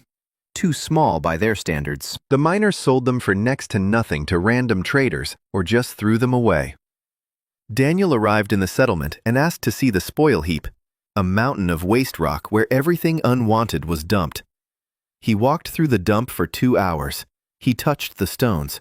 Each stone told him its own story. Here and there, crystal shards were embedded in the rock, tiny ones, the size of a fingernail. The guilds considered them trash. Daniel knew they were perfect for his lamps. A small crystal in a small socket with 4 prongs. It lasts 6 weeks. It costs a copper coin, a penny. He'd struck a deal with the miner's foreman. Anything small and useless, anything they usually throw away, he buys it. 2 pennies a sack. The foreman looked at him like he was crazy, then he shook his hand. The third contract. A farmer in the valley beyond the pass, a young man, 30 years old, a wife, 3 children, 10 acres of land on which he grew lavender, sage, thyme, and mint. He sold small quantities at the local market. The Herbalists Guild ignored him because his volumes were too small. Daniel suggested he expand his crops. He gave him an advance of 2 silver coins, a 1-year contract, fixed prices, a guaranteed buyout of the harvest. The farmer agreed without a second thought. An advance of 2 silver coins was more than half a year's income for him. They were driving back to Kronheim. 3 contracts, 3 suppliers, herbs from the mountains, crystals from the mining dump, medicinal plants from the farmer. None of them were affiliated with the guilds. None of them were subject to their blockade. Sarah drove the cart and remained silent. Then she said he'd found a loophole. Daniel said that every blockade has loopholes. You just have to look where the enemy thinks it's not worth paying attention to. Ha-In sat next to her and wrote in a notebook. New names, new routes, new numbers. She looked up and said that if he gave her another month, she'd find 10 such suppliers. Not 3, 10. Daniel said he'd give her 2. She smiled. Kronheim appeared on the horizon at sunset on the 3rd day. Stone walls, towers, smoke rising above the rooftops. Daniel looked at the city and thought. 10 months ago, he had been lying face down in sawdust on the floor of an abandoned workshop. He didn't know where he was. He didn't know who he was now. He didn't know why. Now he had a workshop, a team, clients, suppliers, and an enemy who had finally begun to fear him. That was a good sign. The guilds had organized a blockade by buying up the contracts of all the suppliers in the region. Daniel, along with Sarah and Ha-Un, took a 3-day trip to the mountain villages and signed direct contracts with Morgan the herbalist, as well as with miners and a farmer who were too small-scale and too far away for the guilds to control them. In the 11th month, Daniel opened a watchmaking workshop. Celestina had been waiting for this for half a. She worked on assembling lamps and never once complained. But Daniel saw how she looked at the gears, how she picked up tiny parts and twirled them between her fingers, how she sketched mechanisms on scraps of paper that didn't yet exist. He gave her the back room on the 2nd floor, a small one, with a window facing east, morning light, best for delicate work. He set up a table and a set of tools there, fine-tipped pliers, a magnifying glass, tweezers, file blades, a small anvil the size of a fist. He did it all himself. He called for Celestina. She climbed the stairs. She paused in the doorway. She looked around the room. At the table. At the tools. At the light streaming in from the window. Daniel said this was her workshop. She would make watches, and locks, and any small mechanism she could come up with. He said he didn't know anything about watches, and that she would decide for herself. Celestina stood in the doorway and said nothing. Then she walked over to the table. She ran her fingers over the tools. She picked up a pair of tweezers. She turned them over in her hands. She put them back. Then she turned to face him. Her eyes were strange, shiny. She said that in her 27 years of life, not a single person had ever expected her to work. They expected smiles and poses and a dowry. But he expected work. Then she said thank you, and closed the door. 3 days later, a steady ticking sound came from the room upstairs. Celestina had assembled her first clock. From scraps, from trash, from parts she'd filed down with a needle file over 2 days with almost no sleep. The clock was crude. The case was made of tin. The dial was made from a scrap of bone. The hands were made of wire. But it kept time. And it kept time accurately. Daniel checked it against the sundial in the square. It ran slow by 2 minutes a day. The Watchmakers Guild sold theirs for 15 gold pieces, and theirs ran slow by 5 minutes. Celestina had made a better one. made from scrap. Alongside the clock workshop, Daniel was working on another project, the one that would change everything. A manufactory.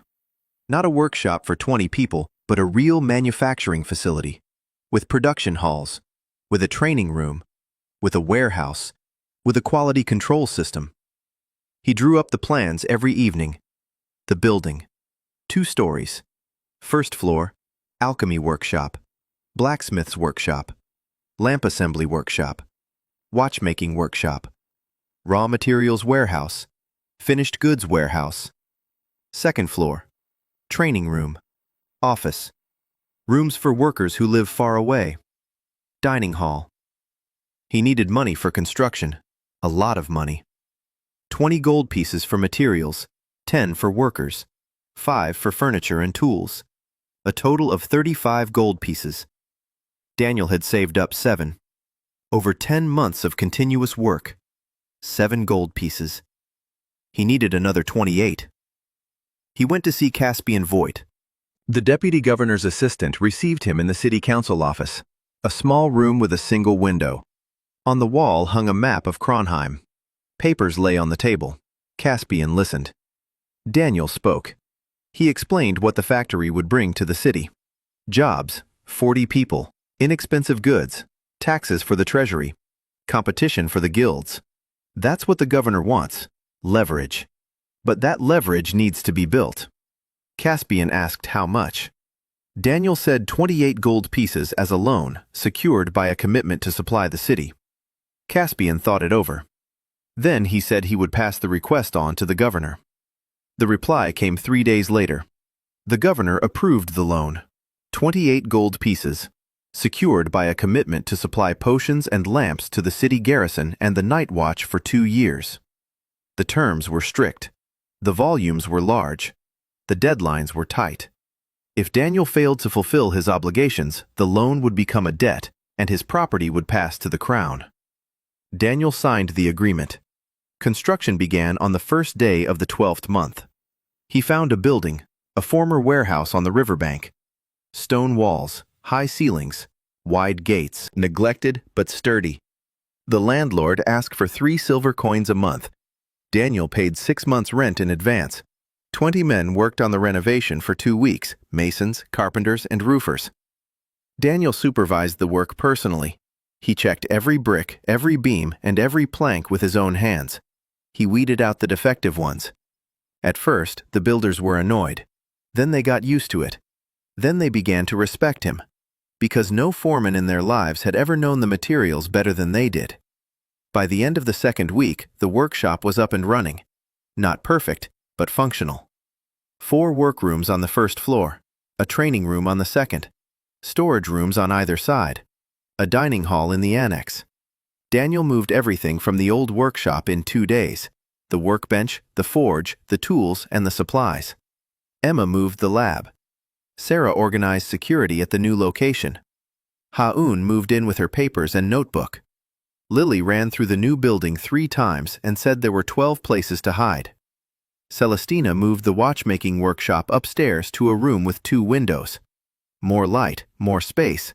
She was happy. Maggie stayed at the tavern. But now the tavern was more than just a reception area. Daniel had registered it as the official sales office for Carter's Manufactory, with a sign, with a price list on the wall, with Maggie at the helm. She was the first sales outlet. A second one would open in a month, in another neighborhood, then a third. He was always thinking ahead, always looking ahead.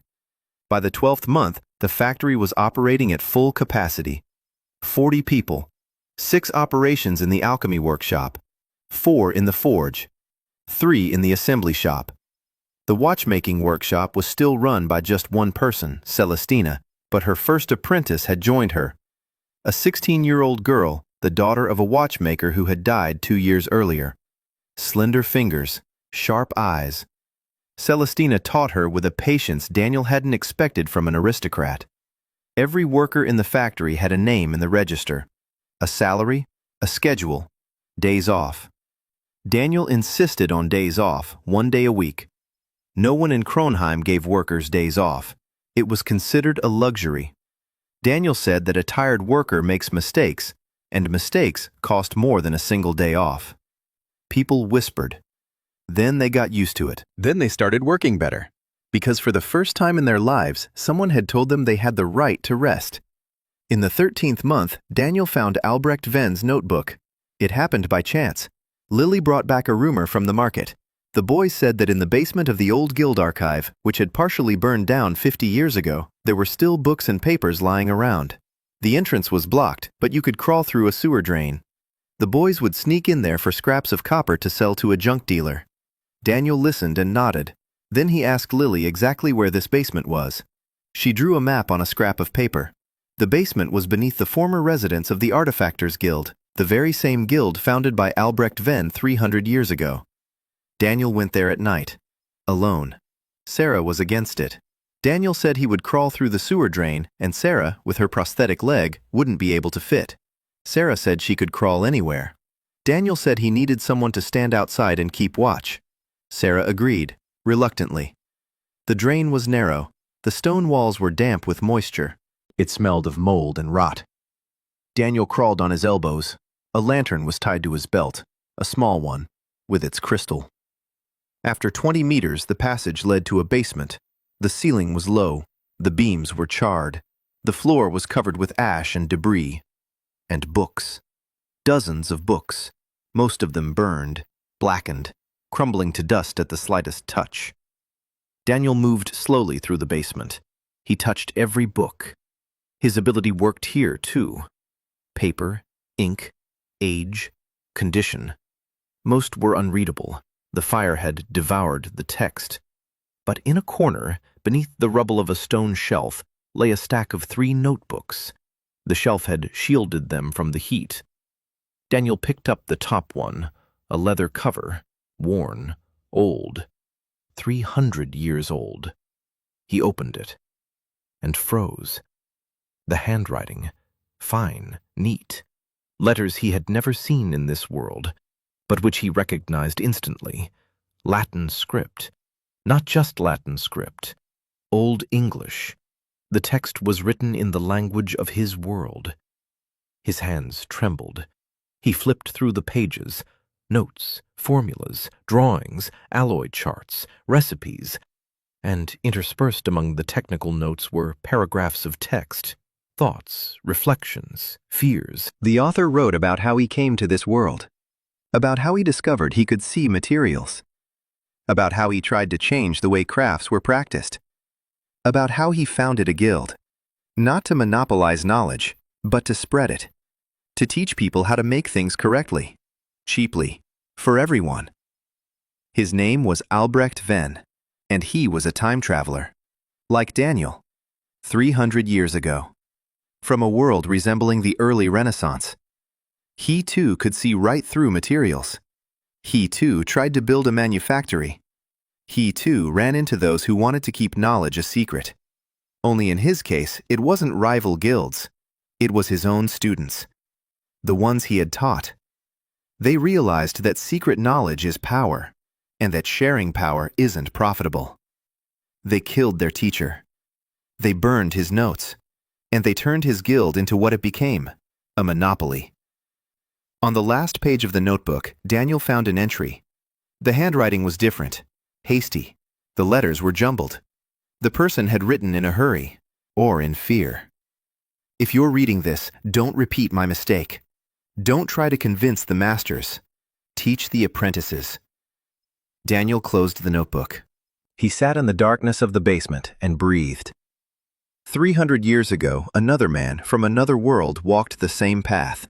And he failed, because he trusted those who already held power, instead of passing on knowledge to those who had no power. Daniel thought of Emma, who had been expelled for asking a question, Lily, who lived on the streets, the assembly line workers, who came to him because they had nowhere else to go. Apprentices, not masters. Journeymen. Venn was right. Daniel crawled out of the drain, dirty and wet. Sarah was waiting. She looked at the notebook in his hands. She asked what it was. Daniel said it was a message from a man who had tried to do the same thing 300 years ago and failed. Sarah asked why he had failed. Daniel said it was because he'd taught the wrong people. For the next 2 weeks, he read the notebooks, all 3 of them. Then had left behind more than just philosophy. He left behind knowledge.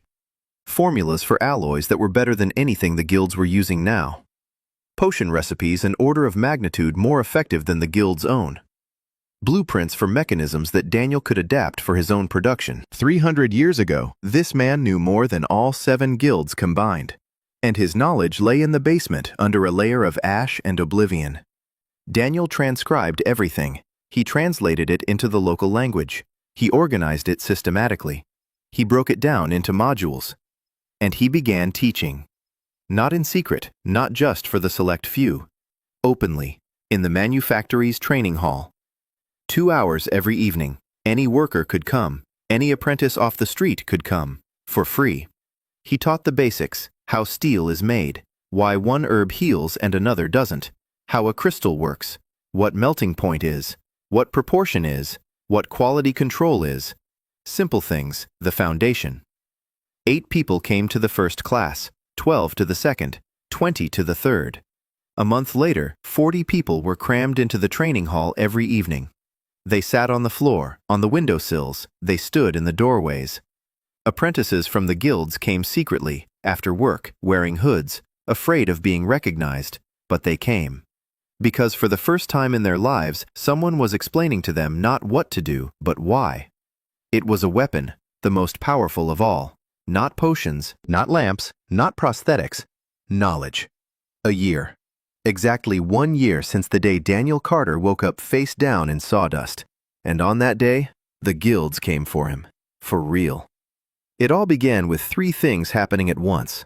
First, the guilds bought up every available raw material within a 100-mile radius. Not just from their regular suppliers, from everyone. Herbs, crystals, metal, wood, leather, oil. They paid double the market price. Up front. For half a year. Even the mountain villages. Even Morgan. Even the miners in Greystone. A man in a blue cloak visited each of them and offered a sum they couldn't refuse. Morgan refused. They burned down his drying shed. After that, he didn't refuse. Ha-Yin at the factory, pale as chalk. She said that all supply lines had been cut off. All of them. They had 10 days' worth of supplies left. After that, the factory would shut down. Second, a rumor began to spread through the taverns and markets. Quiet. Venomous. Red rot had been found in Carter's potions, a disease that kills children. No one knew exactly who had found it, but everyone was talking. By evening on the first day, 3 regular customers came in and demanded their money back. By morning on the second day, the line outside the workshop had disappeared. For the first time in 6 months, instead of customers, people came with questions. Angry, frightened. A mother holding a child, screaming that she'd given her child the potion and was now afraid. Daniel went out to her. He asked to see the vial. He checked it. It was his potion. Genuine, pure. No red rot. He explained. The woman wouldn't listen. She kept screaming. The third one. Master Cornelius Gray filed a formal charge of heresy against the craft with the city court. Official. Sealed with the seals of all 7 guilds. The charge stated that Master Carter was using forbidden methods to manipulate the ether veins, that his products were poisoned, that he posed a threat to the health and lives of the townspeople, and that his factory must be shut down and his property confiscated in favor of the guilds. The trial was set for 3 days later. 3 blows at once. No raw materials, no reputation, no law. Daniel sat in his office on the 2nd floor of the factory, staring at the wall. Everyone was there. Maggie, Emma, Sarah, Ha-Un, Lily, Celestina. They were silent, waiting for him to speak. He was thinking. The engineer in him was breaking down the problem. 3 problems, 3 solutions. He had to find them in 3 days. Raw materials. He couldn't win back his suppliers in 3 days, but he didn't need suppliers for 3 days. He needed to hold out until the trial. 10 days' worth of supplies, that would be enough. Reputation. He had to disprove the rumor about the red rot, not with words, with action, publicly, so that every citizen could see it with their own eyes. The trial. That was the most important thing. If he won the trial, the guild would lose its legal leverage. If he lost, he would lose everything. He started with his reputation. The next morning, he went out to the market square with a small table. On the table were 2 vials, his potion and the guild's. He'd bought the guild's for 6 silver coins, the last 6 silver coins from his personal funds. Next to the vials stood 2 small glass bowls and a small vial of silver solution. He'd made it the night before. Silver dissolved in acid, a simple reagent. Silver darkens when it comes into contact with lead. A pure solution remains clear. He stood in the square and waited. People approached. They looked. They whispered. They didn't come too close. He poured the guild potion into the first bowl, his own into the second. He added a drop of the silver solution to each. The guild potion clouded over. It turned gray. Lead. In the medicinal potion. In a potion drunk by children, the elderly, and the sick. Lead. His potion remained clear, transparent. He said this aloud. Silver darkens when mixed with lead. There should be no lead in a medicinal potion. That's not his rule. It's written in the Alchemist's Guild Charter, page 47. Anyone who's interested can read it aloud. Silence. People stood and looked at the 2 bowls, the gray one and the clear one. Then it began. An old woman named Ingrid stepped out of the crowd. The very same one. With failing eyesight. With a Carter lamp on the table that gave her light. She stood next to him, silently. Then Harold, the veteran, on his own 2 feet, without a cane. He stood on the other side. Then Olaf the butcher. Then Anna the laundress. Then Griff the shoemaker. Then 10 people. 20. 50. 100. 200. People stepped out of the crowd and stood next to the small table on which the 2 bowls stood. Each of them had once held his potion, or his knife, or his lamp in their hands. Each knew that it worked. Magister Graves stepped out onto the square, in a flawless robe, with long, slender fingers. He stood on the steps of City Hall and looked out at the crowd, at the 200 people gathered around the table, at the gray bowl containing his own potion. He said nothing. Then he turned and walked back into City Hall. Daniel stood in the square, watching him go. Maggie stood nearby, with the children. Emma, Sarah, Haun, Lily, Celestina, and 200 people who had come because they believed not in him, but in what he was doing. The guild struck a 3-pronged blow simultaneously. They bought up all the raw materials within a 100-mile radius. They spread a rumor about poisonous red rot in Carter's potions, and they filed a lawsuit accusing him of heresy against the craft. Daniel stepped out onto the square and publicly proved that the guild's potion contained lead. 200 townspeople stood beside him, and Magister Grave walked away in silence. The trial took place 2 days after the gathering in the square. The great hall of City Hall. Stone walls, tall windows. The spectator benches were filled to capacity. People stood in the aisles.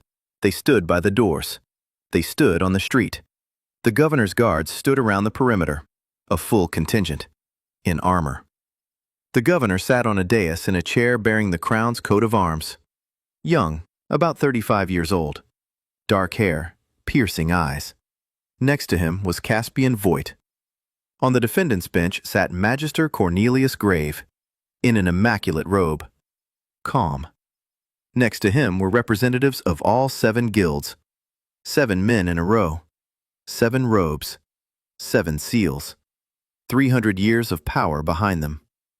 Daniel sat in the defendant's chair, in a work shirt, with oil stains on his sleeve. No one beside him.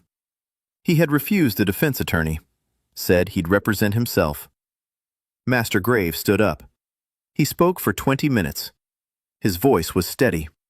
Not a single unnecessary word. He spoke of traditions, of the guild's 300-year history, of how a craft is not just a job, it is a responsibility. That knowledge in unskilled hands is more dangerous than a weapon. That a cheap potion brewed without guild supervision is a risk to life. that no one knows exactly what Master Carter puts in his vials, that the guilds exist to protect people from charlatans. He spoke eloquently, convincingly, with dignity. Daniel listened. Then he stood up. He took a bag out of his bag. He placed it on the table in front of the deputy. He untied it. He laid out 30 vials on the table, 15 of his own, 15 from the guild, each one labeled number, date, place of purchase. He said he had analyzed every vial, both the guild's and his own, and that he was ready to show the results right there. The deputy nodded. Daniel picked up the first guild vial. He opened it. He said it contained 7 ingredients. 4 of them have no medicinal function. They're added for volume, color, and scent. The effective concentration of the active ingredient is 15%. He picked up his own. 3 ingredients, all active. The effective concentration is 65%. I picked up the next pair. A guild-approved painkiller. It contains 4% lead powder. Lead dulls the nerves. It creates the illusion of pain relief, but it poisons the body. With regular use, it destroys the kidneys and liver. Page 47 of the Alchemist Guild Charter explicitly prohibits the use of lead in medicinal compounds.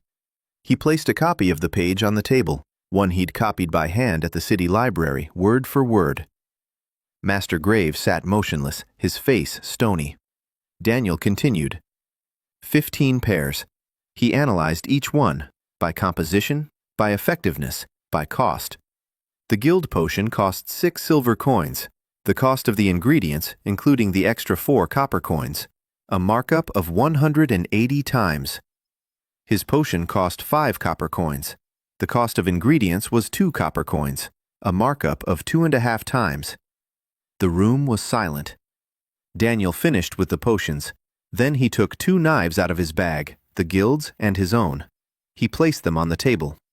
He said that the guild's knife would become dull after 10 strikes on oak, his would after 100. He suggested they test it, right then and there, in front of everyone.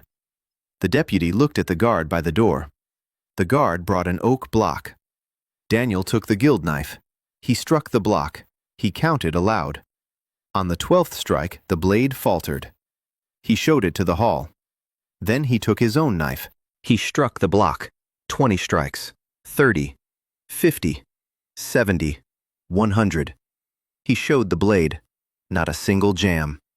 The hall buzzed. Master Grave raised his hand. The hall fell silent.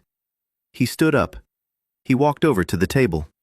He looked at the vials, at the knives, at the papers. Then he looked at Daniel. He said he did not dispute the quality of Master Carter's products, but that quality was not the only criterion. He said that the guild is not just about production, it's about control, order, a system. If anyone could make potions, knives, and lamps without supervision, who would be responsible for the consequences? If an apprentice learned the trade in 2 days instead of 3 years and poisoned someone, who would be held accountable? Master Carter would be held accountable. Personally. For every vial, for every KN, for every lamp. Is he ready for that? Daniel said yes. He said that every vial in his workshop is inspected. Every knife is tested. Every lamp is left burning for 24 hours before it's sold. Every item has a registration number, the master's name, the date of manufacture. If something goes wrong, he'll know exactly what, when, and who made it. He said that's called quality control, and that the guilds don't control quality, they control the price. Master Grave looked at him for a long time. Then he spoke quietly. He said that Daniel had proven to be stronger than he'd thought, but that he didn't understand what he'd set in motion. The governor stood up. The hall fell silent. The governor said that the charge of heresy against the craft was dropped, that Carter's workshop had the right to trade, that the guilds were required to submit the results of their product inspections for lead content within 30 days, and that he would personally send a request to the capital for a royal patent to be granted to Master Carter. The hall erupted. People were shouting. They were banging on the benches. Guards tried to restore order. Master Graves stood up and walked out through a side door. Silence. Not a word. 7 guild representatives sat on the bench, staring straight ahead. 300 years. 300 years of monopoly, and one engineer with a measuring spoon. The patent arrived 2 weeks later. A courier on a lathered horse, a scroll bearing the royal seal. Heavy, thick parchment, dark blue ink. The letters were large and solemn. Daniel Carter, Master Craftsman. Privilege protected by the crown. This meant that no guild could shut down his factory without a direct order from the king. No tax collector could come demanding the patent. No official could seize his goods. He stood in his office, holding the scroll in his hands.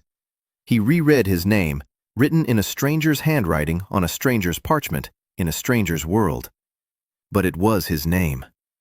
Carter, an engineer from Ohio, a master craftsman in Valarum. A year ago, that name meant nothing here. Now everyone in the lower city knew him, and many in the upper city as well. He went down the stairs and stepped out onto the factory porch. It was a quiet morning. The sun had just risen. The street was empty. Smoke rose from chimneys above the rooftops. A dog barked somewhere. A cart creaked around the corner. An ordinary morning, a working morning. Daniel sat down on a step. He placed the scroll on his lap and just sat there, thinking of nothing, for the first time in a year of non-stop motion, a year in which every day began with a problem and ended with a drawing, a year in which he never once stopped, never once allowed himself to sit around doing nothing, because if he stopped, the thoughts would come flooding back. Thoughts of home, of his past life, of who he used to be, of the kettle he hadn't turned off, which had probably long since cooled or melted, or someone had turned it off, or maybe no one had turned it off because there was no one to do it. He lived alone, an apartment in Dayton, 2 rooms, a cat named Wrench, who was probably already with his neighbor, Mrs. Chen, because Mrs. Chen always said she'd take the cat if anything happened to Daniel. He hoped she had taken him. He hoped Wrench was doing well. That's it. Enough. He shook his head. That was then. Now there's a step. A scroll. Morning. And the factory behind him, where in an hour 40 people will wake up and start working. Lily found him 10 minutes later. She stepped out the door barefoot. Her hair was sticking out in all directions. Her eyes were sleepy.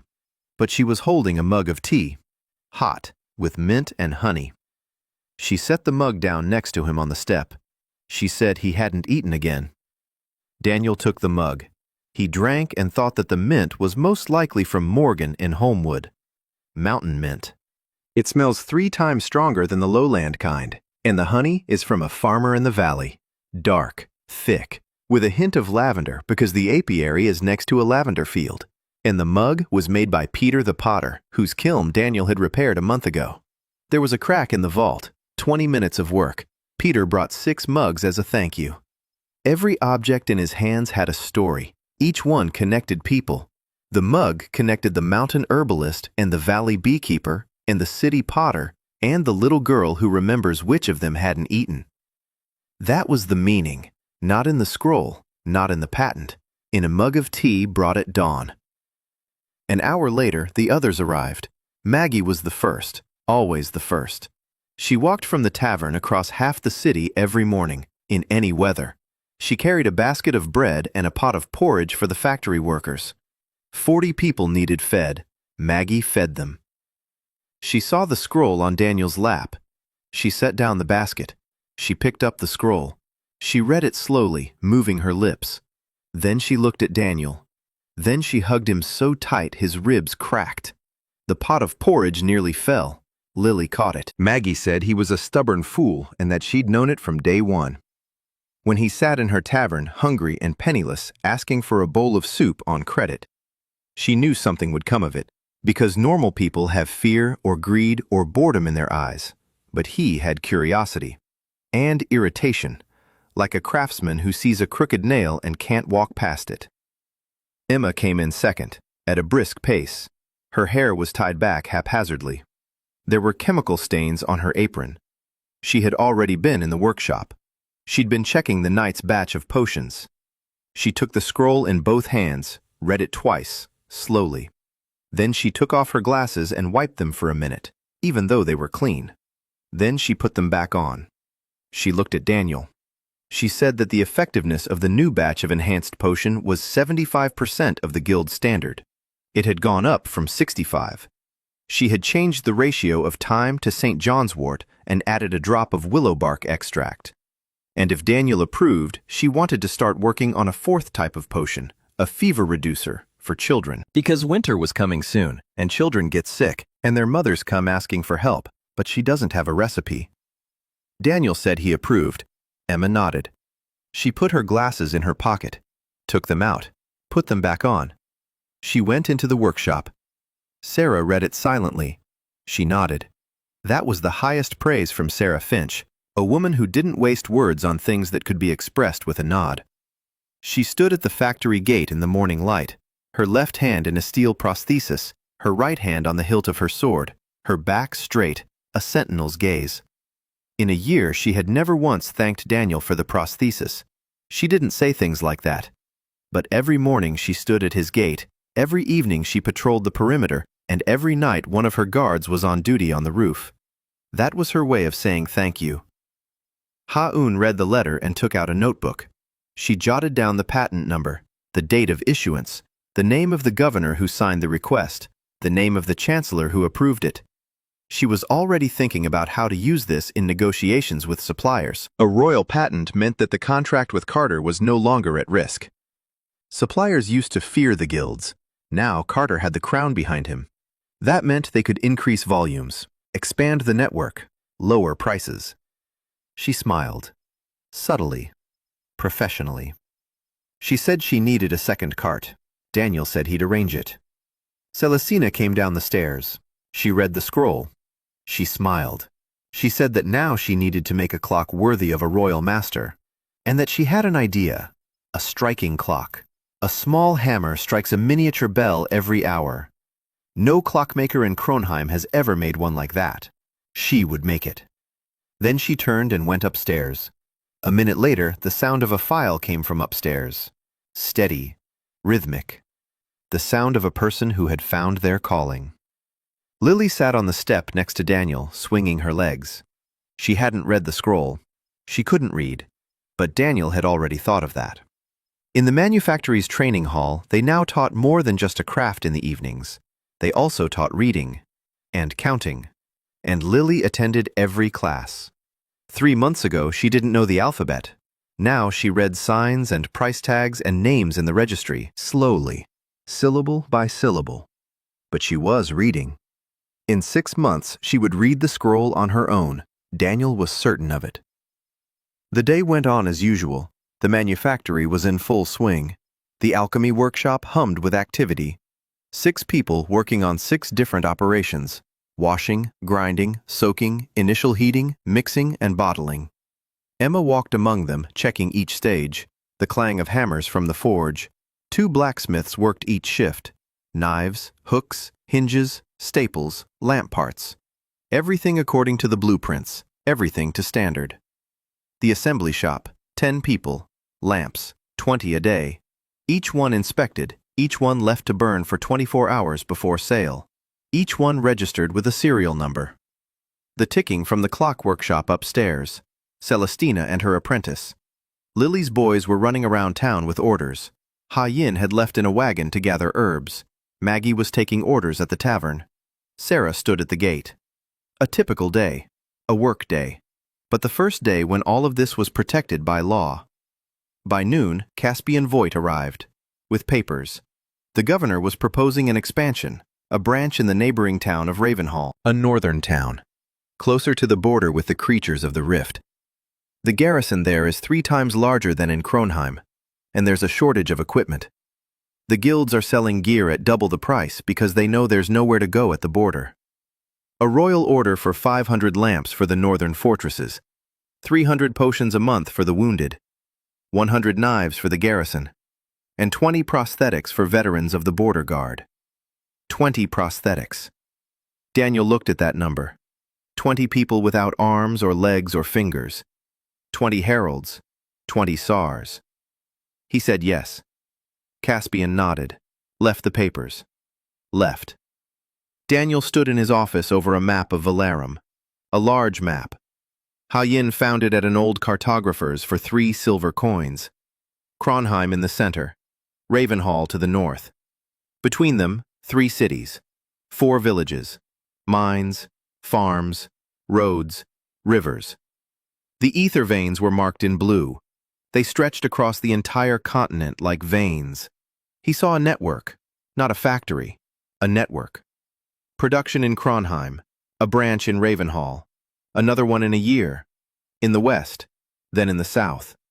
Maggie's trading houses in every city, Heinz suppliers in the mountains and valleys. Training halls in every branch. Evening classes. Apprentices who learn in 3 months instead of 3 years. Masters who don't hoard knowledge but pass it on. Things that serve people, not the other way around. He knew what would happen next. The guilds wouldn't disappear. They would adapt. They would start copying his methods. They'll lower prices. They'll improve quality. Some masters from the guilds will leave to join him. Others will stay and learn. Competition, not destruction. He didn't want to destroy the guilds. He wanted to make them work.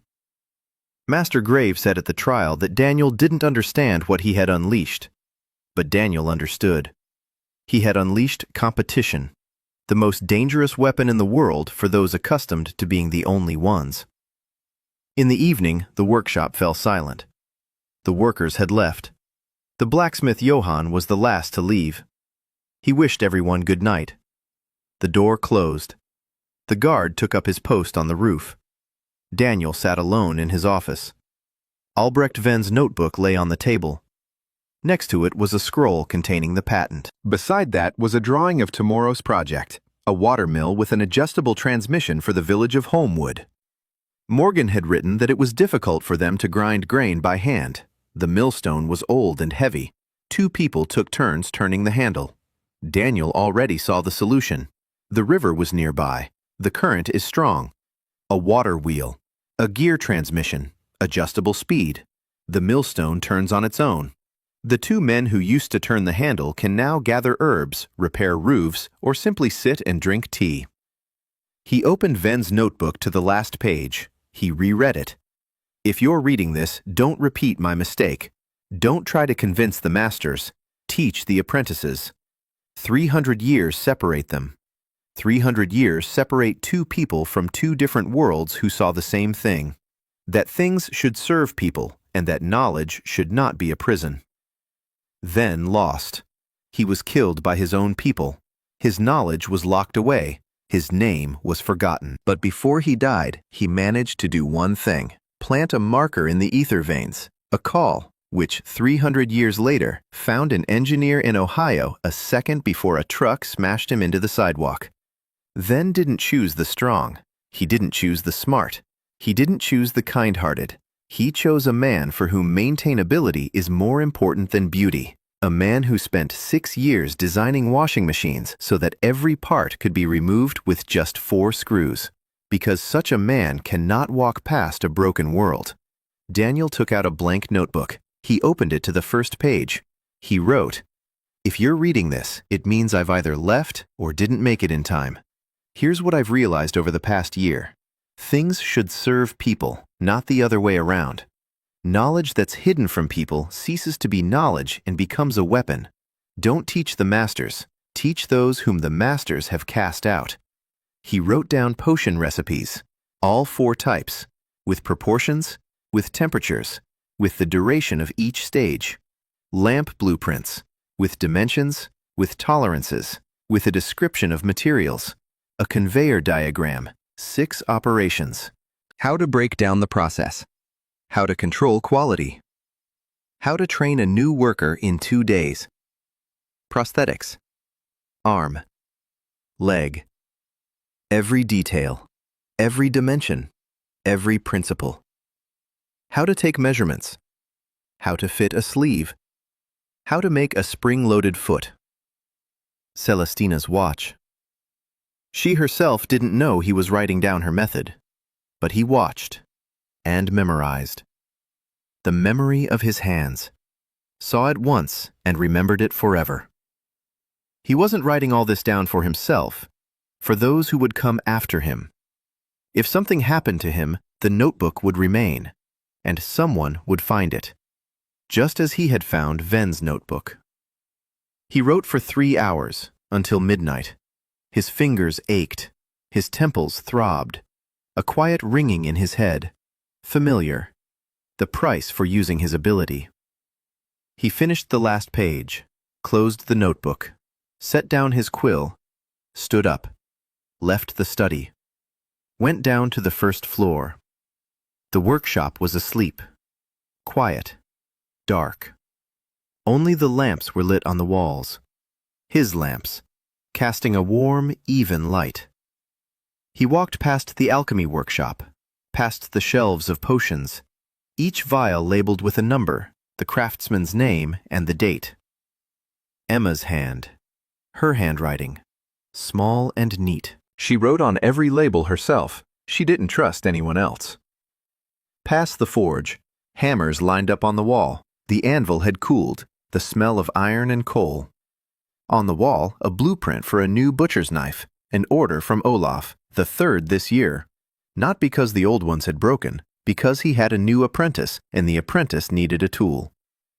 Past the assembly shop, 30 lamps in a row on the shelf, finished, tested, waiting for morning, waiting for Lily's boys who'll deliver them to their addresses.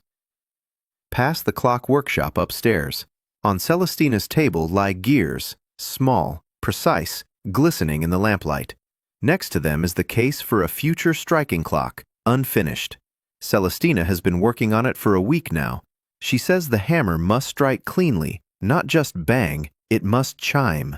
She's remade it 4 times. The 5th version lay on the table. Daniel touched it. Brass, pure, well cast. The hammer was machined to perfection. Celestina had found her craft, just as Emma had found hers, just as Sarah had, just as Ha-Un had, just as Maggie had, just as Lily had. Each of them had come to him broken, cast out, abandoned, lost, and each had found here not just a job, a home. He went downstairs and stepped out onto the street. Kronheim at night, quiet. The stars were large and bright. The moon was nearly full. The street lights were on, old ones, guild lights, a dim greenish glow, flickering, uneven. But other lights were burning in the windows of the houses in the lower city. Warm, steady, golden. His lights. Dozens of windows, dozens of lamps. He stood on the street and counted. 112. 112 windows with his lamps burning inside. 112 families having dinner tonight by the warm light, seeing each other's faces, reading fairy tales to their children, mending clothes without squinting. 112 bulbs that would burn for another 5 weeks and then be replaced for 3 kopecks. A year ago, he was an engineer at a factory in Ohio. He designed washing machines so they could be repaired in 15 minutes. He argued with managers who wanted to solder the casing shut so the customer couldn't open it themselves and take it to a repair shop. He wrote memos that no one read. He went to meetings where they explained to him that profitability was more important than serviceability. And that seemed important to him. Small, but important. A lone nerd's crusade against corporate greed. And then the truck. The sidewalk. Light. And sawdust. And a world where the same disease exists, only without corporations. With guilds. With magic. With ether veins. But the essence is the same. People who make things not for people, but for profit. And other people who pay for it with their health, their time, and their lives. He could go back. He could feel it. A faint call somewhere inside, like the sound of a tuning fork on the verge of audibility. The Vienna anchor, a thread between worlds. As long as the world hadn't grown accustomed to him, it held. Thinner with each passing day, quieter with each passing day, but it was still there.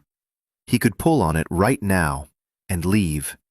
Go home, to Ohio, to his apartment in Dayton, to the wrench, to the dumplings, to the washing machines, to the memos that no one reads, to a life where he was alone, a good engineer, an honest man, lonely, without a family. without a cat now, without any purpose other than that a part must be removed with 4 screws. He stood on the street in Kronheim at night and listened to the thread. It rang, quietly, thinner than yesterday, thinner than a week ago. Soon it would fall silent, and the anchor would become permanent, and the choice will be made. Not by him, by time. If he wants to leave, it's now. The last few days, maybe the last few hours. He thought of Maggie, who carries a basket of bread halfway across town every morning. Of Emma, who increased the potion's effectiveness from 15% to 75%, and who, in a year, will raise it to 100%. Of Sarah, who stands at his gate and to whom he gave not 1 hand, but 3. About Ha-un, who is sleeping peacefully for the first time in 3 years because she has a business in her own name. About Lily, who is learning to read and who, in a year, will read the scroll on her own. About Celestine, who is making a chiming clock because, for the first time in her life, someone expects work from her rather than a smile. About Harold, who is climbing the stairs. About old Ingrid, who sees her granddaughter's face. About Anna the laundress, whose hands no longer ache. About Olaf the butcher, whose knife never gets dull. 200 people who stood beside him in the square. 40 people who come to the workshop every morning. Dozens of apprentices who secretly attend his classes. Hundreds of clients in the ledger, with names, with stories, with faces. The string rang out. He closed his eyes. He listened. A quiet ringing, distant, like a bell beyond the horizon. He could pull the trigger, right now, and a second later he'd be lying on a sidewalk in Ohio, or in a hospital, or nowhere at all. He opened his eyes, looked at the windows, at the warm lights, at the 112 bulbs. The wire was ringing. He didn't pull it. He stood there for another minute. Then he turned and walked back to the workshop. Lily was sitting by the door. She hadn't been sleeping. She was waiting. Her bare feet tucked under her, her shoulders wrapped in a blanket she'd pulled off the bed. She asked where he'd been. He said nowhere. He was breathing. She said that tomorrow morning the first shipment would arrive from the new farmer in the valley. Ha-un had negotiated triple the usual volume, and that Olaf was asking for 3 more knives for the new apprentice. And that Harold had come by that afternoon and said he'd climbed the stairs without stopping. 12 steps, without a cane. And that Emma had asked to pass on that the new batch of potent potion was ready. And that Celestina had broken the clock's hammer for the 5th time and was cursing so loudly that the guard on the roof could hear her. And that the boys had found a new route through the southern quarter that was 10 minutes shorter than the old one. And that Anna, the laundress, had brought a pie, with apples. It's in the kitchen, still warm. Daniel listened. Lily spoke quickly and incoherently, swallowing her words and mixing up the order. A 12-year-old girl who, a year ago, had been stealing bread through a window and sleeping behind the trash cans. And now she knew everything about every order and every delivery and every customer and every pie. She fell silent. She looked at him. Then she asked quietly, "He won't go anywhere, will he?" Daniel looked at her small face in the moonlight, at eyes that had already seen too much for a 12-year-old, at hands clutching the edge of the blanket. She was afraid. She was always afraid. That the adults would leave, that it would all end. That she'd wake up in the morning and the factory would be empty, and she'd be alone on the street again. 3 years on the street had taught her to be afraid. A year with Daniel hadn't cured that fear. But maybe 2 years would. Or 3. Or 10. He said he wasn't going anywhere. She looked at him. Then she nodded. She stood up. She shook out the blanket. She said that in that case he needed to eat, because he hadn't eaten again, and that Anna's pie was getting cold. And she went to the kitchen. The thread between the worlds hummed, quieter than a minute ago, quieter than when he was standing on the street. It was growing quieter, with every second, with every step back. Soon it would fall silent entirely, and the anchor would become permanent, and he would stay, forever. An engineer from Ohio in a world where magic flows through the veins like ore, where guilds had people by the throat for 300 years, where boys stole bread, old women went blind in the dark, and veterans walked on wooden legs and paid for their pain with years of their lives. A world where everything had been done wrong, and where one man with a knife and a measuring spoon and the ability to see things as they really were could change it. Not in a year, not in 2, maybe in 10, maybe in 20, but he could. He walked into the kitchen. Lily was standing on tiptoe, cutting the pie with the knife he'd made for Maggie. Lightweight, a thin blade, a handle fitted for a small hand. The knife sliced through the pie like butter. Lily placed a slice on a plate. She set it in front of him. Daniel was eating apple pie at midnight in the factory he'd built in a world he'd stumbled into by accident. And the pie was good. Warm, sweet, with cinnamon. He finished it, wiped his hands, stood up, went into the study, sat down at the desk. He opened a blank sheet of paper and began to sketch. A water mill with an adjustable transmission for the village of Homewood, because Morgan had said that it was hard for them to grind grain by hand. And Daniel Carter, whenever he heard that someone was having a hard time, would sit down and sketch. The thread fell silent. He didn't notice when, somewhere between the second slice of pie and the third gear drawing. Quietly, without a goodbye, without drama, the anchor settled into place, forever. And Daniel kept drawing, because that was his craft, the only one he knew, and the only one that was needed.